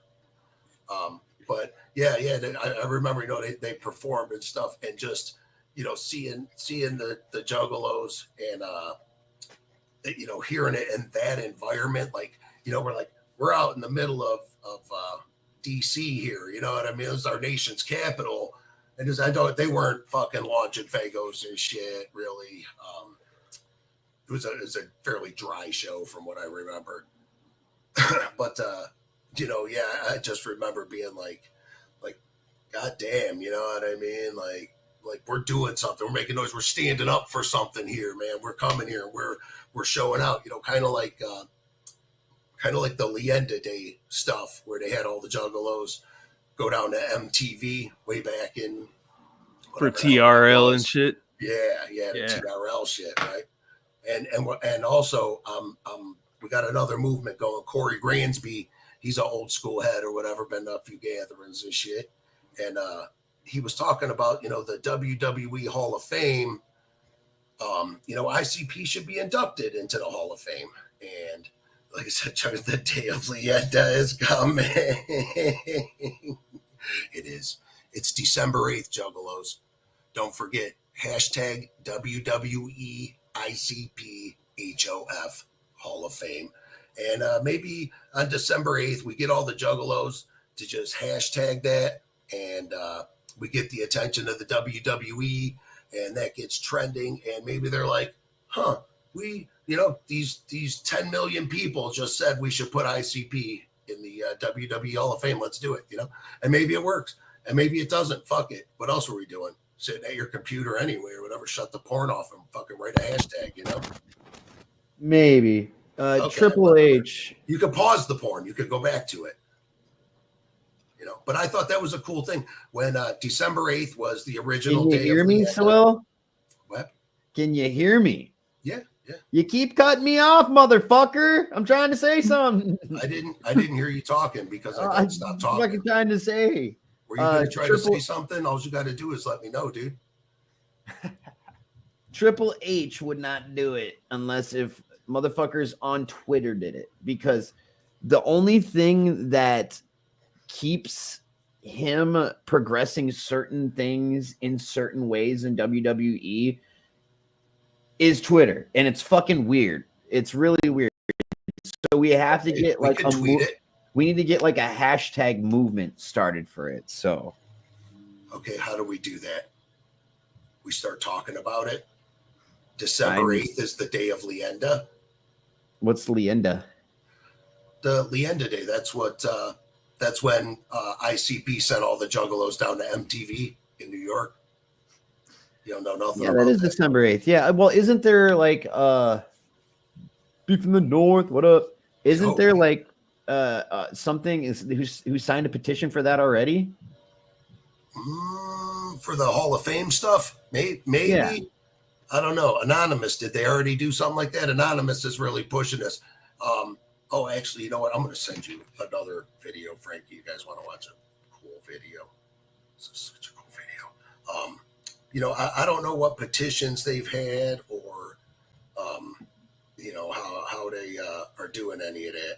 But I do know that, you know, this December 8th, if we hashtag it, like I said, get it on Twitter, you know, let's see this. I'm still trying to, I don't know how to work this phone. I'm sending you a video, Frankie. Oh shit, that's my dick. Never delete that, erase that last one, and then I'm going to send you this. Okay, now. Okay. No, show the dick pic. It's too late. Damn it, I messed it up. Have a tiny hatchet on it. Wait, did it work? Hang on. I think that was it.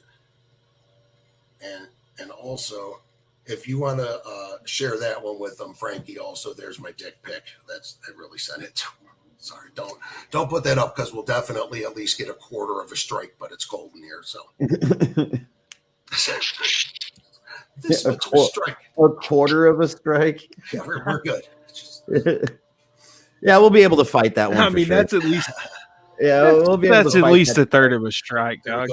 That's at least a Clearing it third up. of a strike. As genitalia, does it really The end of Yeah. all or nothing. There you Yeah, go. if it looks like a little stump of wood, do you think we can get away with it? So what's it got? Was it a mushroom field? Why does it look like a button in a fur coat? What's going on? Purple In baby December hair. of 2000, the world witnessed a bold uprising known as Leenda, the Juggalo term for all or nothing. On December 8th, we rallied as one, flooding MTV's TRL with requests for Let's Go All the Way. As the day unfolded, hundreds of Juggalos gathered outside the MTV studios in New York, ready to showcase their loyalty, while thousands more bombarded request lines and online systems across the country. We became an unstoppable force demanding recognition, but MTV, threatened by this collective power, enacted a censorship operation. Moments before the live broadcast, police forcibly removed Juggalos from view, replacing them with the usual pop crowds. This manipulation was a display of corporate control over what we see. This was more than just a failed attempt to gain airtime. It was a testament to the strength of collective action against corporate control. Juggalos showed that no voice is more powerful than the voice of the many. And now, a new day of Leenda approaches.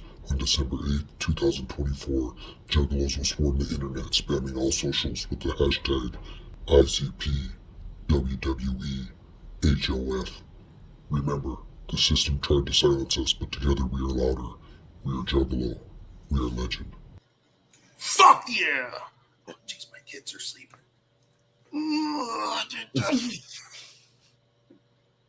I will be doing the hashtag, but can I be honest here, guys? What? Too much? Over the top? Dude. I told you we should have went with wacky waving flailing arm and flailing. No, we probably should have watched your wiener. No, I'm just kidding. Show me the wiener. No, I'm just kidding. It was just a little corny. I don't know. They've silenced us for too long. Like, are they though? We are legend.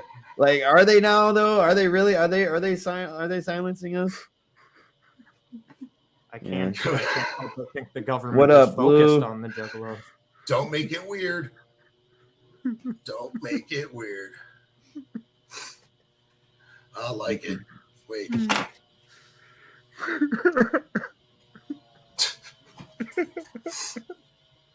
Hey, that's right. At least Anonymous is hacking for What up, peace. Blue? What's up, man? Yeah, what's up? How you doing today, dude? Me? Yeah.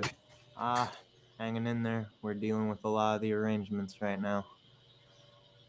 Yeah. How about you, man? I mean, You know. yeah. I mean, as he said, you know.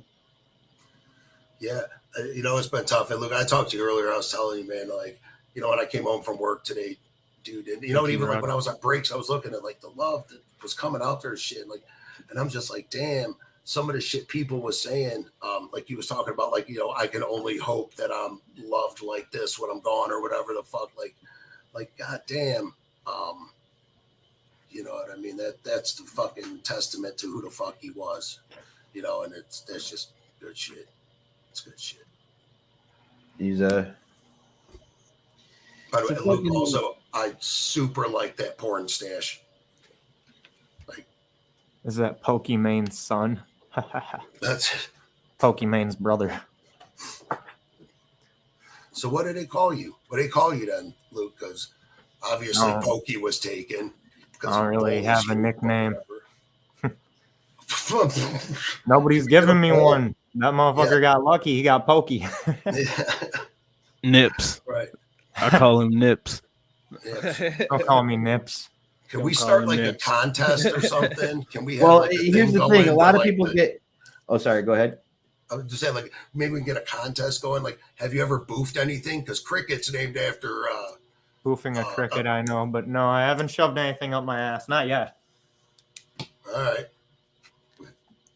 Somebody get a fucking cricket or something. All right, yeah. Somebody get this guy a bug. No, come Yeah, on. Like, somebody all get well, this guy a you- fucking. You think about what Give me you a tarantula. right, get this Fuck, guy I got you, dude. Get me the tarantula. Have you met Fucking my, have you Fanta. met my There you go. homie There's your fucking nickname. Finger through toilet paper. Fanta. Okay, not the chick had the 2-liter. I didn't see that. Somebody was just talking about that, about the chick squatting down on a 2-liter and fucking picking it up and shit. Like, Yeah, no. yeah, that sounds good. Maybe we should, maybe we should put a Wait bunch till of I do names in something ad. stupid at the gathering, and you can name me after that. Get him one of them new Japanese lantern bugs. You guys got those things yet? They're probably not there yet. Do you have any of those? The lantern flies? They're coming across the country and they tear up the crops. And they're probably in like Indianapolis and Chicago and stuff about now. They'll be in Iowa. So they'll be to you guys by like next summer. They've been coming across the country. Do some Google searching on it. They're not talking about it because there's nothing they can do about it. But they fuck up the crops and all kinds of shit. Hey, no conspiracy theories here. All right, mister? That's fucking science, bro. It's not a conspiracy theory. It's happening. I'm spoken like a true conspiracy theorist. Just Google it. Carnival. I know, dude. Look, this is what they look like. Hang on, where's my thing at? This is what they look like. Holy shit. And I wish if I could pull the wings apart, it's like bright red inside of it. Like it looks like I don't know. So it's a cool red color. It's a cool looking bug, but it fucks up the crop. And when they lay like 100 eggs, every one of the bugs. So if every one of them's laying or 1,000 eggs or something like that. So each bug produces you could Google it and find out the numbers. I don't want to say a bunch. They all make a bunch of other bugs, and then those bugs make a bunch of other bugs. And then it fucks everything up. You know what I'm saying? It fucks up the crops, the other bugs. Like they eat the other bugs. They eat the crops that eat other bugs that fuck shit up. Fucking Ronald Cleveland. Ronald Cleveland's in this bitch. What up, Ronald Cleveland? Whoop, whoop. Ronald What up, Cleveland Ron? is not a juggalo, but that's cool that he came in here to kick it and shit. Because I tagged all my cool friends, Ron, so I'm glad that you came. I tagged all of my cool friends that I thought would come and talk shit. Hell yeah. Yeah, should do that. Mm-mm. That's good. Oh, yeah. Oh, that's, yeah. You're going down a rabbit hole. Yeah, I'd seen they were going to do something for the drive, yeah. Them bugs is crop dusting us. Are they doing that for sure? Yeah, I'm pretty sure he seems pretty set on it. He was asking me a lot of details. All right. Shout out to Clockwork E, by the way. They're been They're setting up some donations and stuff like that. So Dude, those guys are the was fucking showing mad love coolest for of Yeah. cool guys. Darby made a post. Wacko posted on his wall. The love from KMK. I didn't hear anything about the Cottonmouth Kings thing. Somebody was telling me they did a shout out. I hadn't Yeah, had a chance to check it yet. Yeah, they did a shout out. Lee said they did a shout out, and they're doing some kind of fundraising thing as well. And I think they're going to be a part of some of the stuff we do over here once they're done with tour. So I think I think they might be personally involved with some stuff. So expect some kind of crossover with us and KMK. But yeah, and you know what? Like, and for a lot of these guys, you know, I know that, you know, like personally, like Pokey looked up to Wacko and shit. Like, you know, he wanted to be Wacko, but whatever. he you know, fucking respected the fuck out of his hustle so much, dude. Like, yeah, dude, it was amazing. Like, and that's one thing. It's hard to find people that are genuine, you know, and I feel like Poke was one of them guys that if he didn't like somebody or what, like he wouldn't necessarily say anything bad about them. He would just not say anything, you know, like who, Pokey? Yeah. Unless I mean, that's you're how it was. He fucking- never bashed anybody to me. Like, he was never like, "Oh, fuck that dude," you know. I never heard him talk like that too much. You know, he was always, but you know, like I said, you know, a lot of gathering experiences and online chatting and stuff. You know, he probably wasn't gonna, you know, vent to me about a bunch of shit because I know everybody and he knows that I'll run and tell everybody because that's what I do. You can't keep your mouth shut, huh? Shut up, Gunner. Yeah, that's what you're here to tell me when to shut up and stuff. But yeah, Wacko, like I said, he respected the fuck out of Wacko's hustle and shit, and because Wacko's doing it, and he did, and he loved the In the Rain song or whatever that one came out or whatever. We was talking about that one, and you know, for a lot of these guys are busy and they're doing shit, you know, but for these guys to stop and take time out of their day and put something up, you know, just expressing them, you know, they're just humans, they're just human beings, we're all just humans, you know. So, you know, like this rippled out, it affected so many, and it's nice to just see people going out of their way to be like, you know, yeah, that was, you know, rest in peace, you know, it's good. Well, y'all, I think I'm gonna call it a night. I got some stuff I gotta do with Luke, so we gotta plan some shit for. This was I'm sorry, I gotta reference one of these comments. Did Pokey have any albums or EPs out? No, but he did have one song. Do you have the link to it, Gunner, by chance? I forget where he had it posted. He was going to make more. Me and him were, I have something recorded on my computer. All right. Me and him were just about to put out a song, actually. I was going to ask if y'all would want to hear the verse I had for it. Are you trying to spit it right now? I mean, interested. that's up to you, man. I wanted to do the song with him. It's a diss track we were gonna put out. I love diss tracks. Look at that look on his. Look at it, Frankie. Look at it. Do you guys need a sidebar for a minute? You need me to talk about something? Some shit? He's trying to give him some good advice right now. Dude, I have to contemplate this shit, dude. Like, I don't think you guys understand, okay, what kind of pickle this is. So, okay. Well, I can only hope that it's about me. It's not. Well, it's not, bro. It's not. It's not. I had a verse I was writing for it too, but it's not. But It's you not decided about to you. scrap that project because it wasn't a good. Okay, that's cool. Yeah, but you know what? I had no idea even about the music thing or whatever. Nobody. It's about you, Crystal Powers, Kenny's brother.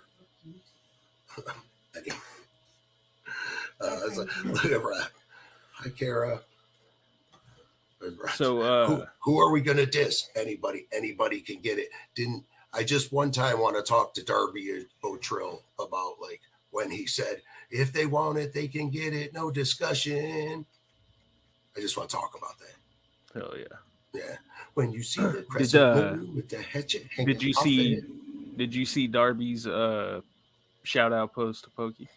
I did not. I haven't been on the Facebooks a whole bunch today and stuff. I worked and shit or whatever, and then I got a bunch of crying ass kids, so I had to beat the kids for a little bit, and whatever. But yeah, I know. But I'm gonna get on there and look at. And plus, like Frankie, there's been so much shit that bro, it's. I know I haven't seen all the things, but it's the love is overwhelming. Like, thank you, Juggalos. Thank all the Juggalos, for showing them out. You know what I'm saying? Like I said, like even people that didn't know him were like, God damn, I fucking hope motherfuckers talk about this like me like this when I die, but you know what? You got to put in the work to do that, and saying put in the work. And, you know what I'm saying? And that's what you got to do. And you got to live that life. You can't just talk about it. You got to be about it, lead by example. And that was some of the shit that that's the shit that our community is gonna, the loss, we're feeling is, you know what I'm saying? Like, lead by example. Like I was learning from Sam, you know what I'm saying? Like I felt like I was learning from him. Just, how to be a better human shit. You know what I mean? That's all it is. I feel like as an imperfect human, I'm always feeling like I gotta improve myself somehow, or there's always something I can learn from somebody. So I try to be real open with it, you know what I mean? So I'm learning from everybody except you, Frankie. You're learning from me, but I'm learning from everyone else. Yeah. But you know what I'm saying? Like it's just the love is overwhelming in the shit people are saying, and even taking the time out. And I know that doesn't last forever also. You know what I'm saying?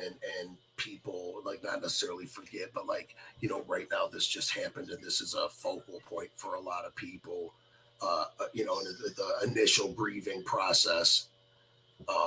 But just when it comes out like this, I know that it's like people don't forget. They don't, they might not be posted about whatever, but everybody that posted about it, you know what I'm saying? They're never gonna forget that. Like this unity with the Juggalos, it is just, like I said, it's just overwhelming. I feel like it's because I've even contemplated some stuff. I reached out to some homies. I had some people reach out to me that I don't talk to a whole bunch and stuff, and even just Juggalos that I know from being on the internet, from being in the museum and stuff. Shout out Joey Cass, hit me up just to check on me with stuff, and it made me feel good. Like I said, even Butt Plug hit me up, and he didn't know Poke really, and he was like, hey man, I see all the love that this guy's getting, and I'm glad that, he's like, I wish I would have known him, and, whatever. But, he's like, I'm glad I know you, man. And, just want to let people know that, we're homies. You know what I'm saying? Kids reach out, like I'm your homie. We ain't got to talk every day. Might only just see each other on the internet and talk shit. But I see you. I know who you are. You know what I'm saying? You ain't a piece of shit. You're not Matt Lawson. Sorry, Matt Lawson. Thank you, Kirk, very much, homie. We appreciate that. Our community is extremely incredible. Yes, yeah. 100.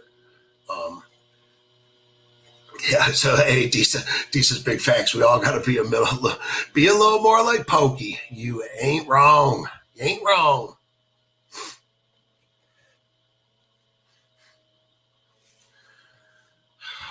Yeah. Hey, you know what? And another thing, even Yams reached out to me about stuff, and that was just such a big, heartwarming thing to,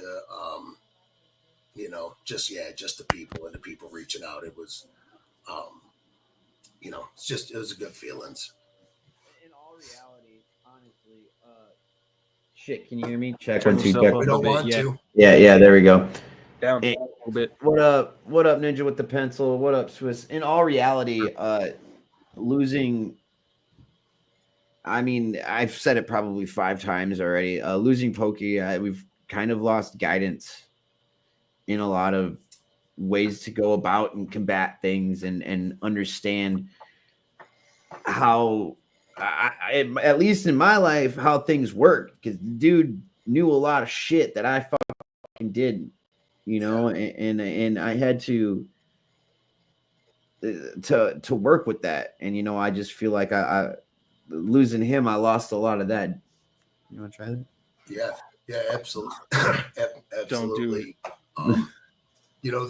There's some people that I was telling Luke about this, that there's some people that are all problems and no solutions, and just sit around and bitch about shit all the time, and don't do nothing to change nothing, but just sit around and bitch. They're just all problems, no solutions. As where I try to be no problems, all solutions. You know what I'm saying? Like, I don't bitch, try not to bitch about things. And when somebody does have a problem, I immediately think like, okay, what can we do? What's the solution? You got a problem? It's got to have a solution. What is it? And if you can't do anything to change it, you got to just accept it. Ain't no point bitching about it. If you can bitch about it, find a solution. So no problems, all solutions. It's just how I try to live, It's a swillism, kind of like that. Say what you do, but don't do what you say. Don't say what you do. I'm so glad you knew what it was. Yeah, I wrote it down the other day, bro. I wrote it down the other day. Swillism, all right. You told me to write it down. So I did. I was like, hell yeah, I'll write it down. Just talking shit. There you go. Swillism. There's another one for you. No problems, all solutions, instead of being all problems, no solutions. Wait, you know what I mean, right? Yeah, it's like no what problems. And you're Swill Bilson. Why would it not be all about solution? You know what I'm saying? That's right. Solutions. That's what we're about. We're about doing this shit. But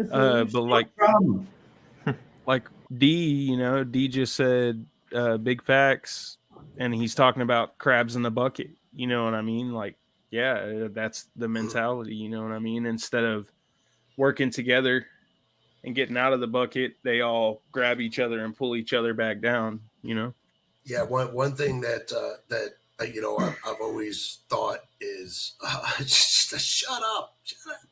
One thing I've always thought is that, like, why would I want to eat at the table alone if I make it to the top? You know what I mean? When I make it to the top and I'm sitting there and I'm eating at the table, I want my people there with me enjoying that. You know what I'm saying? So I'm going to bring them with me. They're going to help me get there. I'm going to help you get there, and you're going to help me get there. And then we're both going to be sitting at the table eating. I don't need to step on you and go eat by myself. That ain't no fun. Who the fuck am I going to throw the shit I don't eat at then? That's what it's about. So we got to do it together. You got to bring your people with you. See, I was talking to the wife the other night, man, and I was, Pokey was build a bigger table, not a bigger fence kind of guy. You know what I mean? Like, Jake is talking about weed right now, in case you guys were wondering.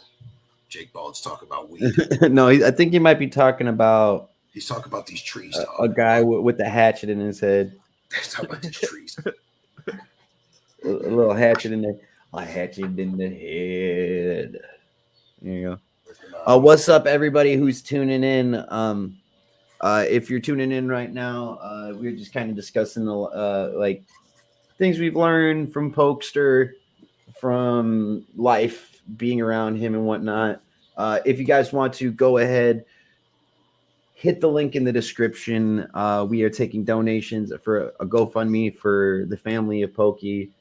Pokey passed away 2 days ago in a car accident. So anybody tuning in, thank you guys very, very much, and we love y'all so much. Yes. If I may throw in a few things that he taught me, I want to step back and say I agree that it should be about solutions rather than just continuing the problem. But if there was one thing I learned from him, it is okay to vent. And if you're ever feeling like a shitty person, you know, because you might have fucked up, you might just be having a bad day. You need another chance. It's a fucking great way to put it, dude. Yeah, because we definitely, we all do selfish things. We all do stupid shit that you look back on later and you go, you know, why did I do that? You know, time changes your perspective on things, and you know, going through it, and realizing, being aware that, you know, if you feel like you're a piece of shit or you did something shitty, you know, look at like, oh, okay, well, what did I do? Why am I feeling this guilt? Why, you know, what and what do I need to do differently so that I don't feel this? Because that's what it comes down to, is the awareness gives you the key to do it. You know, you can't change it. You're shitty behavior if you're not even aware of your shitty behavior. You just think you're cool, you know. A lot of people are just kind too and feel like they're shitty inside, you know, but it isn't. It isn't always the case. I mean, honestly, that's the thing that goes for me. Well, like what we were just saying was, you have to admit you have a problem in order to fix the problem. You know, you can't just go around life being like, nah, fucking doing shit wrong. Ain't doing nothing wrong. Fuck you. You know, I still do a lot wrong, like a lot, and I push a lot of loved ones away, and it sucks. But everything's a learning experience, you know. Cash, your breath stank. Cash has stinky breath. Learn from the mistakes and grow from them. Oh, we got Swilly back in here. There he goes. Uh-oh. William. Is that a cigarette or a Hello? J? Hello? Is that it? Is this thing on? Hello? That's not how phones work anymore. It's That's not how telephones work anymore, man. I'm new here. That shit. Yeah. Hello, rotary phone. Hello. Hey, Jake Operator, Bone says, operator. Cash, your breath stank. What do you think? Your breath stank. We just went through that, dude. Where were you? Refixing the hatchet in your head or what? No, I was going and typing on my Jake Bones burner account about how Cash's breath stinks. No, I don't know. Oh. That's my dude, RV Ninja, Dan Peterson. He's in Nixa, Missouri, middle of motherfucking nowhere. He's just out there juffing and shit, talking about the float. Fuck you. Tiki says, sir, on the bottom, I believe you have an axe in your head. Shall I call the law? Just in reference to what James said in the chat. I ain't no snitch. Accountable too. Yeah, say that again, Poke. Just in reference to what James said in the chat there, it's about holding yourself accountable for your actions. It's also about holding others accountable. When you feel you have somebody in your life that, you know, might be fucking up, be there for them or make it known. Yeah, make them aware, right? Let them know, yeah, you're fucking up. You know, you got to tell your friends. Silent. Also, I'd just like to add that James Patika is my best friend, and he lives in Cleveland, and he's not a juggalo. And I met him when I was 13. We fought in the middle of the street and then became best friends. He gave me a car one time, actually. Oh, yeah. Some of Sam's best friends also came from fights. yeah, that's how it happens, right? Yeah. You fight one day and your friends, then you're like, oh, all right, this dude don't take no shit, you know. Mm-hmm. You know, yeah, that's good, right? Because you got to earn a little respect. Respect isn't just given, you know, it's earned, and that's part of the thing that, like, exactly. So respect isn't given, it's earned, and you see all these people showing respect for Poke and putting the spec on his name. You know what I mean? And like, that's because he earned that. He earned that. They're not doing that for any other reason than he earned that from all these people. Every person that takes time. He fucking worked hard, dude, and he worked for every fucking penny that he had, dude. Like, he earned every fucking thing he had in his home. He earned his home, like he earned his car. He earned his fucking well, and not bond. even just like material things, but like. You know, like I said, the respect. Well, yeah, the respect the too. attention of people. Respect. Yeah, respect. Put the spec on my name. Spec. What my name is. Respect. Yeah. That's it. Beef and North. I'm big on accountability, even with myself. Are you done with it? Or but there you are, virtue signaling again. So whatever. Wow, do we have silence on the stream with Swill here? That's crazy. Hey, look, he makes it. We got to be the change we want to see in the world around us. And after I left the gathering this year, and it was real quiet and shit, kind of weird, like I said, clicky. And all I could think was, we do this. You know what I mean? We do this. We decide what this community is. We decide if fentanyl dealers are acceptable or not. You know what I mean? Or we decide what and they're not. By the way, we all know that, right? Did we vote on that? They're not, right?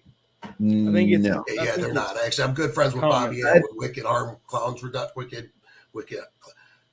They give out Narcan. Wicked Clowns Harm Reduction. What did I say? That's what I said. You were stumbling over your words. Did you have a stroke? No, dude, I'm Wicked Clowns Harm Enhancement. So, like, she's my mortal enemy.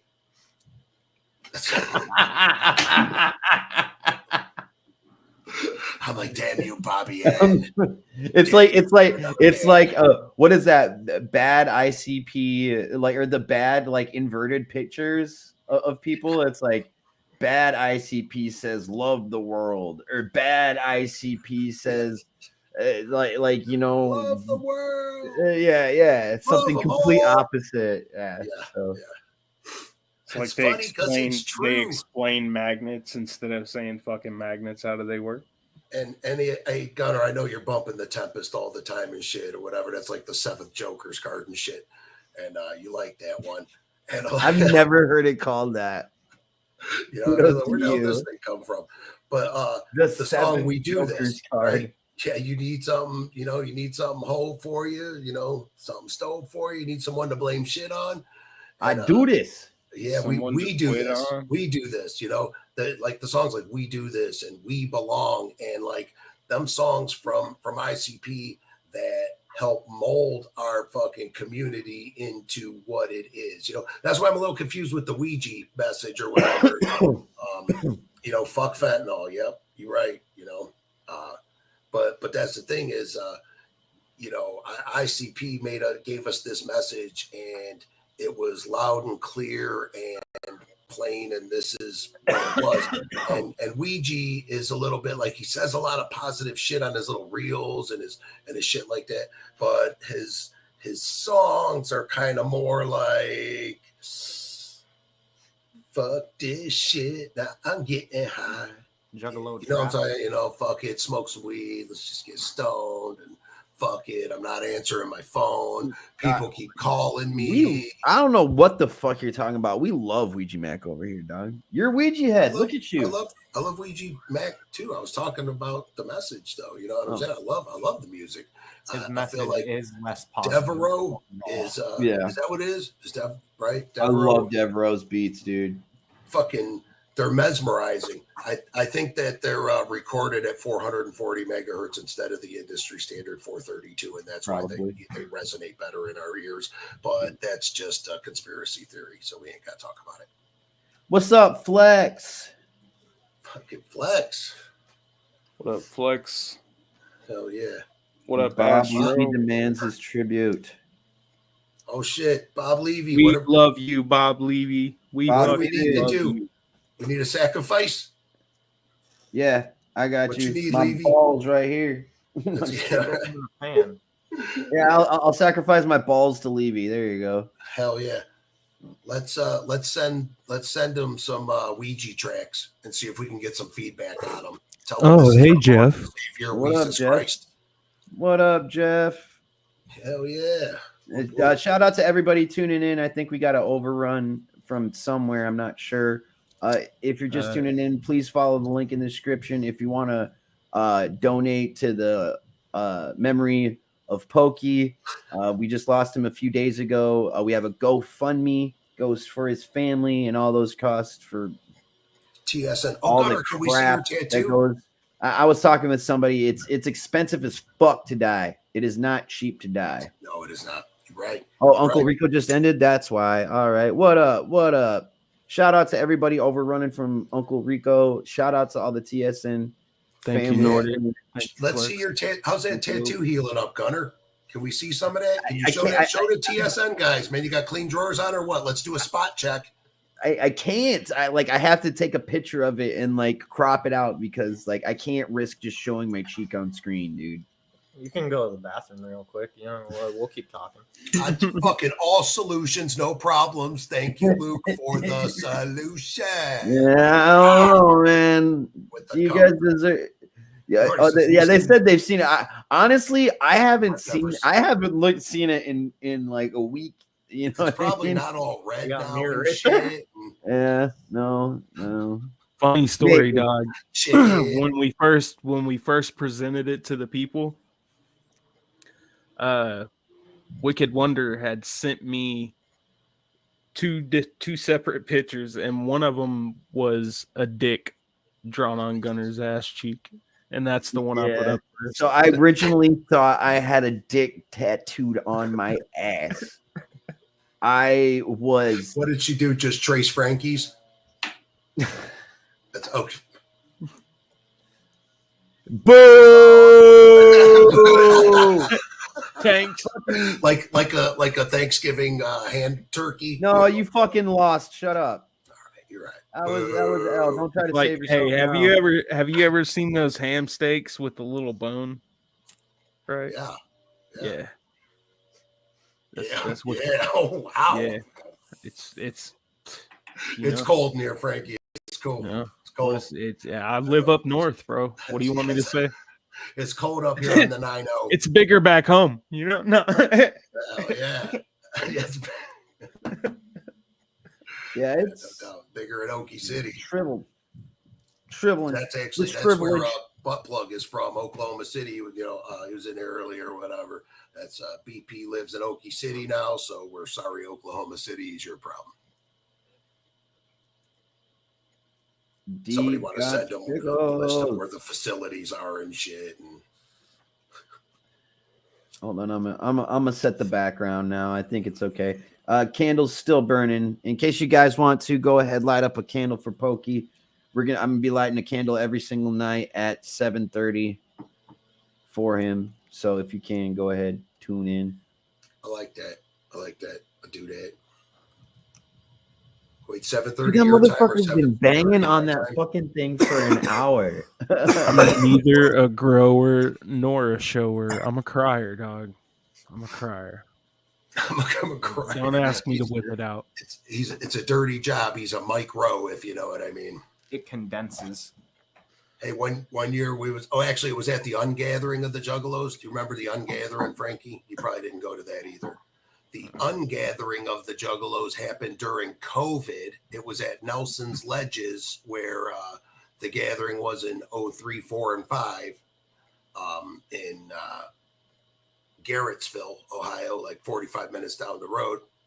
And we went to the ungathering, actually, the ungathering of the Juggalos. And it was when, the COVID year and stuff like that. We didn't give a fuck. And I seen some familiar faces there too. Actually, I seen Troop there. I didn't see him until we were getting kicked out or whatever. I got kicked out. We got kicked out because of the wheel. Actually, at the ungathering, that happened. We were escorted out by security, but we were putting zip ties on people's wieners. And I seen some, like, I don't know, it must have been real cold out that night and stuff, because I'll tell you what, like, there was a lot of balls, but not a lot of meat. You know what I'm saying? Like, these guys are peeing on their balls, no doubt. Like, this is terrible, Micro. You ever try to put a zip tie on a micro penis, Gunner? Every day. Okay, well then it's difficult. Yeah. Because you don't want to be touching. I mean, I wasn't doing it. We had one of the fucking Wolfpack strippers doing it, but she wasn't a Wolfpack stripper anymore though. But she was decent at putting zip ties on penises, I guess, for the most part. Oh my God. Unless they're micro penises. Yeah. Then it's all bad. Yeah, it's a fuck that wheel. And then they did In the mind of Swill. Like, we're doing all this stupid shit at night, right? We're raging out there till like 3 a.m. and shit, whatever. It's cool. Security's there partying with us and shit. I got people. I mean, I was making people fucking take their pants down around their ankles and stick sparklers in their ass and go run around their golf cart and shit. Like, we were playing with security and it was cool. It was having fun. And then the next morning, fucking 6 golf carts come rolling up. You know, I wake up and you wake up and shit, 6 golf carts come rolling up on us and shit. And they're like, oh, what's going on here? And I'm like, fucking nothing. What? We're hanging out and shit. What's up with you guys, you know? Oh, I don't know. What? And the wheel's sitting there. Oh, what's this? I was like, oh, this is our stupid little prize wheel. We play games and shit or whatever. You know, you might have to, you know, drink a beer out of your shoe or something. You know, you might have to shoot a bottle rocket out of your butt crack. And they were like, off with you. Pack it up right now. I swear to God, I've never had anything like that ever happen to me anywhere I've ever like went and like, we've never taken the wheel anywhere but the gathering. It's not like we fucking take it on tour to Lost Lands and shit. You know what I mean? Like, oh, dude, you should take it to Lost Lands. Them Lost Lands kids would cry. Yeah, I don't think. Well, the wheel is for the juggalos. You know what I mean? That's all that is that's for us. You know, that's our shit. But also, fuck that wheel. But I've never been like escorted out of a place like that. Like I was that, because I'll tell you what, like I said, there was like 6 fucking golf carts. It had to be like every security guy they fucking had. And then we had 3 campsites of people, you know, that we got to pack our shit up now and break down our tents and all our shit and fucking get going. And they sat there and they watched us fucking pack up. It took us, and we took our time. It took us about, you know, an hour and a half to pack up all our shit. All right, you guys ready to go? And then they drove with us in our golf carts and escorted us out. And actually, that's when I seen Troop. Is I was being fucking kicked out, and I'm like, Troop, they're kicking me out. He's like, what the fuck? I was like, be careful, bro. Be careful. Any Hoosiers. Yeah. So what you're saying is they didn't spin the wheel. No. They don't like the Juggalos from back in 03, 04, 05. There's a lot of locals and you think like, oh, that's fucking 20 years ago. You guys still remember this shit? But there's a lot of locals that live there, you know, and it's also so people that live there year round at Nelson's Ledges at the park. And you know, they have wildlife there, they have animals there and stuff. Yeah. And I guess in 05 or whatever it was 05, and the Juggalos killed a couple of the geese. I guess I don't know what happened, because I can tell you this. I do not approve the harming of any animals or any shit like that. But I think like they was like, oh, we're chicken hunting, fucking da. So they killed these geese that were like these local pets to these people, or ducks or whatever. I don't know what they were. You got to speak over. You got to speak over Bill when he starts talking. He is loud, huh? Yeah, he won't stop. Yeah. You got something to say? Hold your hand up. Quiet coyote. I'll just keep rambling. Hunter, you told me keep talking. Lil Pokey, what do you need? I was just He said saying I didn't expect to hear the fucking goose part. I know, that's crazy, right? Because I don't remember hearing any of that at the time, but supposedly that's why we couldn't go back there. Was William die LOL, like, you know what I mean? There's probably some old schoolers that know better than me. We could probably ask Tracy Faith. I don't know if you know who that is, but she is the Juggalo ledger. She knows anything about any gathering you ever want to know. Anything you ask Tracy Faith. She's the one that organizes the welcome home parade at the gathering. You guys know about that shit? I do know they go parade and everything throughout the all the kids get together and right they walk, they do the little parade at midnight, and that's Tracy Faith that does that, and she is a super down ass Juggalo, and you should have her on your show talking shit sometimes, Gunner, because she'll educate all of us. But she probably even knows better about the ducks. She probably knows the fucking ducks' names and shit, you know, because she just is so full of knowledge. But the people at Nelson's Ledges never ever forgave us, and that's why when they were talking about going back there a couple years ago, I was like, that's not gonna, that, you know, they don't want us there. You know what I'm saying? And really, the place is only made to hold about 3,000 people. So if you jam 5,000 people in a 3,000 people hole, then 2,000 people are uncomfortable. Killer Goose was on a wheel. The wheel wasn't even alive that year. All right, the wheel wasn't even alive. We're talking 03, 04, 05. So that was on the wheel. Hey, Killer Goose. You know, yeah. It's like the lady in fucking Kentucky. juice for a beer. Who's going goose Yeah, hunting? We're going goose hunting. Yeah. So, hell yeah. Whoop whoop. Singe. That's what is that? Singe. CYNG. Sing. It's an acronym. Why are you guys trying to sound out an acronym? Well, an acronym is actually a word that means something, right? This is just, what is that called? I don't know. What do you call synonym? it? Synonym? Acronym's right down the street from me. Synonym? No, Acronym. no, we're not language instructors. It was an acronym. NGS. You say it like you're spelling it. I guess, yeah, but wouldn't it? Okay, for example, in wrestling, there was what is it? Union of people you oughta respect, son, or up yours. Oh shit! Yeah, that terrible, sounds dope.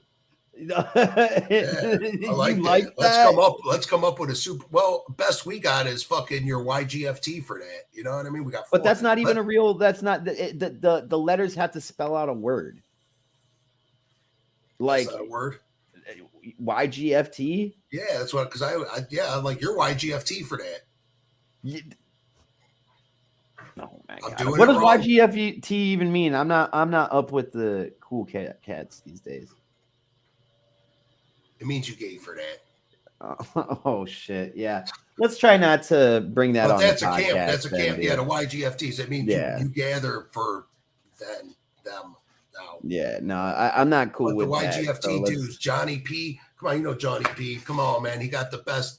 Like, come on, Johnny P's the man, right? You tell me he's not. Tell me Johnny P's not the man. That's my spirit animal. So, him and then Whack are like the Weird Owls of the Juggalo world a little bit. Oh yeah, Whack definitely the Weird Al of the Juggalo shit or whatever. First time I heard that shit, shout out Joey LaRue from the Scrubs for hooking me up with that shit or whatever, because he left like 5 CDs on the table at the gathering. You know, he comes and he slaps these CDs down and he goes, "Get these to your homie and listen to them on the way home from the gathering." The dadness. All right, dude. Yeah. My cat and shit. Like, yeah, dude. I'm like, Peach Fuzz. I'm like, they put time and effort into this. You want and, working on it? Thank you for that. Thank you. You know, it's great, bro. But yeah. It was great. Right. All right, y'all. We got stuff we got to do for the funeral coming up. We might have a date set for shit. So once again, if you are tuned in, the GoFundMe link is right below the man with the hatchet in his head. If you would like to donate to the family of Sam Poquette, aka Pokey, please do. That's not to my ass. That's right to his wife and kids. Yeah. It's don't worry, man.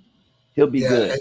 He'll be all right. Thank you to everybody that has donated, and even like the anonymous donations. That just The GoFundMe, dude, it's going straight up probably for the funeral costs. I would say, because we set the fundraiser for about what a funeral would cost. So that's what I'm hoping for. If not, fuck it. All I know is my dude's family's gonna be good because of a lot of the shit that the family's doing. It helps. You know what I mean? It's the pain during the hard times. It helps. Even this guy, like this guy's getting taken care of. You know what I mean? It's the little pokester over here. You know what I mean? Thank you guys for like, you know, doing everything for the family. You know what I mean? Like it's everything. You know, and we see. I see it when I go over there, and when I went over there earlier, and I saw you and Tana, like. It really you could tell it means a lot. You could tell, you know, and it's very. I can only imagine what the kids are going through, and and whatnot, dude. His dad, So his dad, I feel so bad for his father. His dad had to be so fucking proud of him. You know what I'm saying? He was a good human. And there's what was that? Was that your guys' dad there today? Yeah, we earlier at the house. Yeah. I don't remember. To be honest, so many people have been coming and No, going. you're good. Sorry, You're I thought good. you were asking if we shared the same dad. Like 6 people have asked that today. No, I'm trying to think. He had the longer gray hair. Yeah, and had like a cap. Yeah, I think he was with his wife. Yeah. So yeah, no. Yeah, but like I said, I just couldn't imagine what that's like. I said, he had to be, super proud of him, and I can't imagine what he is going through right now, like that loss, because it's not supposed to be like that. You're just not supposed to bury your kids. It's just, that's just fucking human shit, So my heart really goes out for him and for the kids and his missus, and for you too, dude. For you too. My heart goes you, out for you, bro. Yeah, and you too, Gunner. You know what I'm saying? Like you and Wicked Wonders too, man. Like you guys, you live there, you do that all the time, and that's, I talked with Pokey online. I texted with him. I came on here and but he was a major part of your life for a long time. So well, he grew. He fucking molded this kid damn near into the man he is today. Yeah, from what I isn't half bad. Still from some what work to do. From what I understand, hold on, Swift. From what I understand is like a lot of you guys. He taught you a lot, huh? Yeah. What do you think is one of the best lessons that Pokey taught you, man? To actually appreciate life. Yeah. Not take it for granted. Absolutely. And I guess I'm kind of getting a reminder on that now. And it's crazy because like in chilling with him, it's like he always kind of like reminded us of that too. Like I can fucking remember plenty of times you being like, man, you can't take this life for granted, or always talking about it. Really, life really shows you this, or life really shows you that. And yeah, life is shown, man. Yeah, and like I said, it's back to the all solutions, no problems thing. That, because like I said, like I experienced it minimally with them, where I would like say something, complain about something, or just say something, and like he would come up with a solution or a way to deal with it that I was like, oh, I didn't even think of that, but I was good idea, whatever, like and even just with like memes and shit, and hitting them up and going, hey, we need a run in J over here, bro, and he was like, oh yeah, and he would run with it. That's actually a kind of cool idea. Oh shit, there you go. I like that, except for, of course, like you have to be, because I don't know. Do you trust the Juggalos enough to? I would figure, and then you let the I know. kids I know. unwrap them. Obviously, you would send one of us the gifts, and we would wrap it. It would have right. That's what I mean. Yeah. Like, right. It would have to be like, okay, we No, got to like obviously this Juggalos to that's send rubber just discs. like this is the kind of discussing we would do like behind the scenes and like kind of rapid idea around. We can But talk about yes, that we later. need to actually That's a good kind of idea, though. Yeah. look into that, and we appreciate you, Bumbles. Thank you very much. That is fucking thoughtful as hell. I would have honestly. Oh, yeah. I would have never Bumbles. thought of that. I wouldn't. There's no fucking way I would have thought of that type of shit. Bumbles. But anyway, without further ado, it's time for the farewell smoke session. Farewell smoke sesh. It's the farewell smoke sesh. It's the farewell smoke session. It's the farewell smoke sesh. Hey, hey, hey, hey. Farewell smoke sesh. You gotta get the yeah. Oh no, you gotta let Cash do it. Hold on. Get one. Oh yeah. Fucking let's go, baby. Nitrous? He just huffed nitrous. I like it.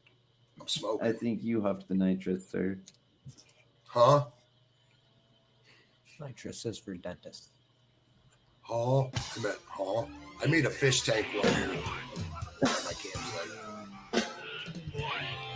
play. Can you hear the music, sir? I just want to shout out Gunner bars there. Bars. He can hit those high notes if he wants to. He just doesn't want to. I don't want to. Why would I sing for you for free? Hey, you got it, Jeff. Thank you for popping in. It is the rest of the show. You made it. Thank you. Thank you, Jeff. Good night, Chuck. Freebird. This is Juggalo Freebird. Now that's if I was a serial killer. If I was a serial killer.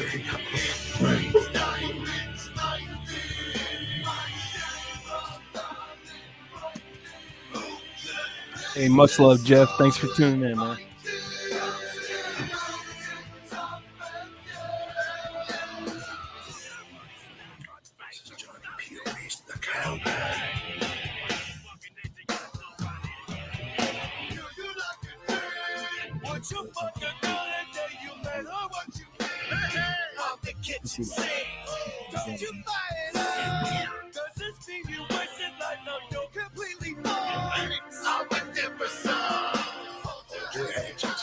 I'm gonna start singing, guys. I'm sorry. I love it. Yeah, Love shut it. up. No You better singing. mute me. Have eternal happiness. Oh no.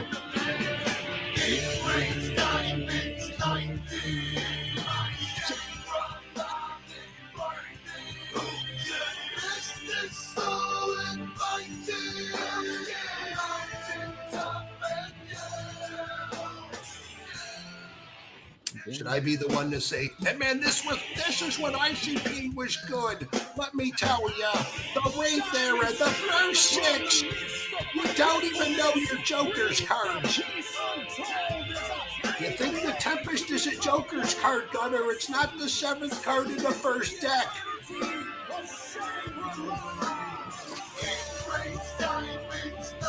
I love the Tempest.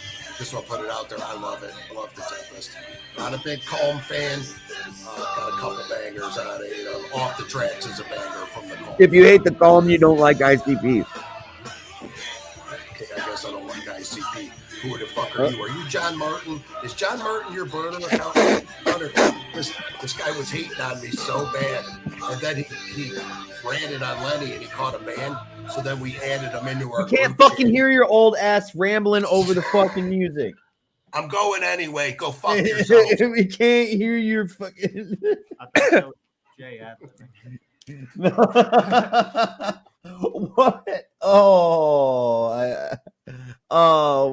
What up, Frog? Hey, Frog, what's good? I hope I didn't hurt Swill's feelings. Damn. Bye, Swill. Yeah.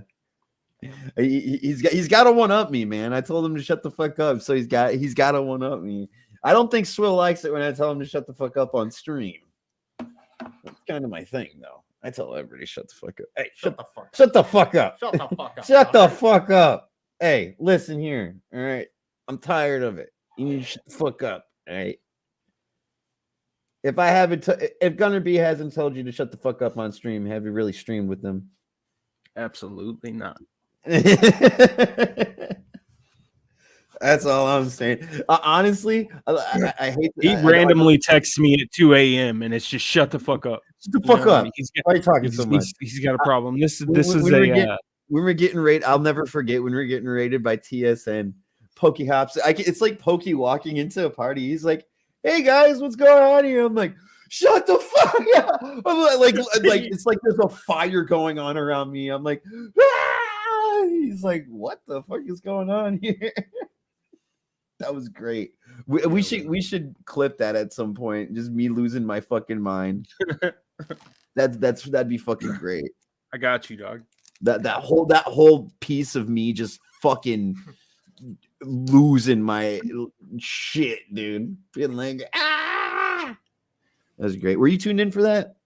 I watched it afterwards. Yeah, and then a little clip that TSN did afterwards. That was dope as fuck. All right, one more track.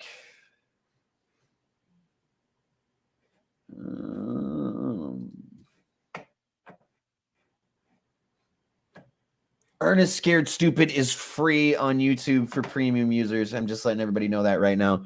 So if you liked Ernest Scared Stupid, it's a good movie. Have you seen Ernest Scared Stupid?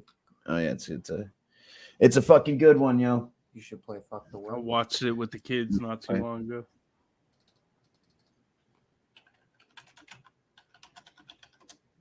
Watched what? Ernest Scared Stupid. Great movie. Let that.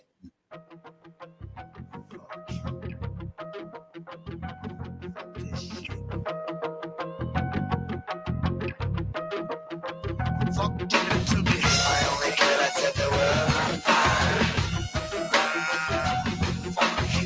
Why is that happening?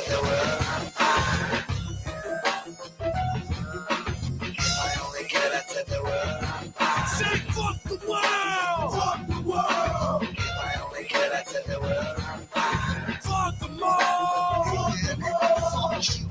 Fuck me! Fuck us! Fuck Tom! Fuck Oh, Mary! shit. Fuck Gus! Fuck You wanna hit Darius! this? Fuck the West Coast and fuck You wanna hit everybody this? on the East! Tobacco? Eat shit and die! Or Yeah? fuck off Yeah. at least! Fuck preschoolers! Fuck rulers! Kings and queens and gold jewelers! Fuck wine coolers! Fuck chickens! Fuck ducks! Everybody! Yo, he's about to hit the tobacco weed with me quick, y'all. Y'all ready to see yeah, you don't know I chop my weed with tobacco? With a knife. You didn't know that? I did not. Dude, I've told you this, bro. We've talked about it on stream. They made fun of me on stream for it. We've made fun of you a few times. Yeah, before. dude, I'm always getting ridiculed for look at we have people leaving the stream because they're finding out I chop my fucking weed with tobacco. Don't do it, he says. You gotta take it one. You gotta take it all in one hit, bro. All in, dude. There's a little coin game downstairs. I promise, Ron, you're not gonna get any more. Anyway, he probably got that $5 bill and is probably going fucking nuts. Now he's going even crazier. He's pissed. He probably heard me. He probably heard me because I be stomping back at him sometimes. Ron's cool shit. I love Ron. Even though his views are a little fucking stupid, I love Ron. Love you, Ron. Kirkland says, "How can you do that to your tobacco?" He's a 70%er. A 70%. He's a 70%. How could you do that to your tobacco? I don't know, man. It's fucking evil. Let's do this. Where'd you develop this sick habit? Before I engage in it. Oh, okay. So there's a little story. So everywhere, you guys, I don't know if you knew this, but everywhere in the fucking world adds tobacco to their weed except for like America. Everywhere else spliffs that shit, dude. Everywhere, man. So I grew up in a small little town where a lot of Laotians immigrated from. I thought you were both saying Russia or something. No, I grew up in a small little town in Russia. Oi, oi, oi. Anyway, their bong would be made of bamboo, right? It'd be a little bamboo stick, and sometimes it'd be like just like the end would be plugged with like another piece of wood, or I've seen it with like bottle tops. Like you plug the bottom, you screw in, and then you get another piece of bamboo, and then a deer antler tip is the fucking head. And wait, kill it! One hit. He got that. Look at it. You convinced me it sounded pretty cool. Oh my god, dude. Oh my god. He did it one hit. That sounded pretty dope. It convinced me. Hey, and he got a good hit. It's pretty good hit too, right? Not too bad. Before. Yeah, I think we blazed it before. Yeah. Boom. Yeah. Oh, we converted. We've converted. Knife, man. My knife? Yeah, you gotta. Oh, we're just going all out, aren't we here? Oh yeah, here's a little more weed for you. I forgot. If you want to pack it up in your bun. Grind it up here. All right. Yeah, this is a knife I used to chop up my weed. Yeah, on my little, you guys are seeing it all on my little board. So whenever you guys see me going like this, Looking like he's looking like mixing carrots off screen, you know? that's me getting my weed ready. Yeah, That's the perfect cover, dog. Perfect cover. no, dude. What is Gunner doing? He's whacking. Getting my weed ready. Leave me alone. He's whacking his weed. Did those bong rips come with tampons? Boom. No, the bong rips did not come with tampons. I've got Unfortunately, my own. I got my own tampons. Thank you. Speaking of that, fuck tampons. Fuck the world. Fuck them all. In the crew songs, fuck motherfuckers, fuck critics, fuck your review. Even if you like me, fuck you. Fuck your mom, fuck your mom's mama. Fuck the Beastie Boys and the Dalai Lama. Fuck the rainforest, fuck a Forrest Gump. You probably like it in the rump. Fuck a shoe pump, fuck the real deal and fuck all the fakes. Fuck all 52 states, ooh, and fuck you, fuck you. Say fuck the world, fuck the world. I only care that's in the world.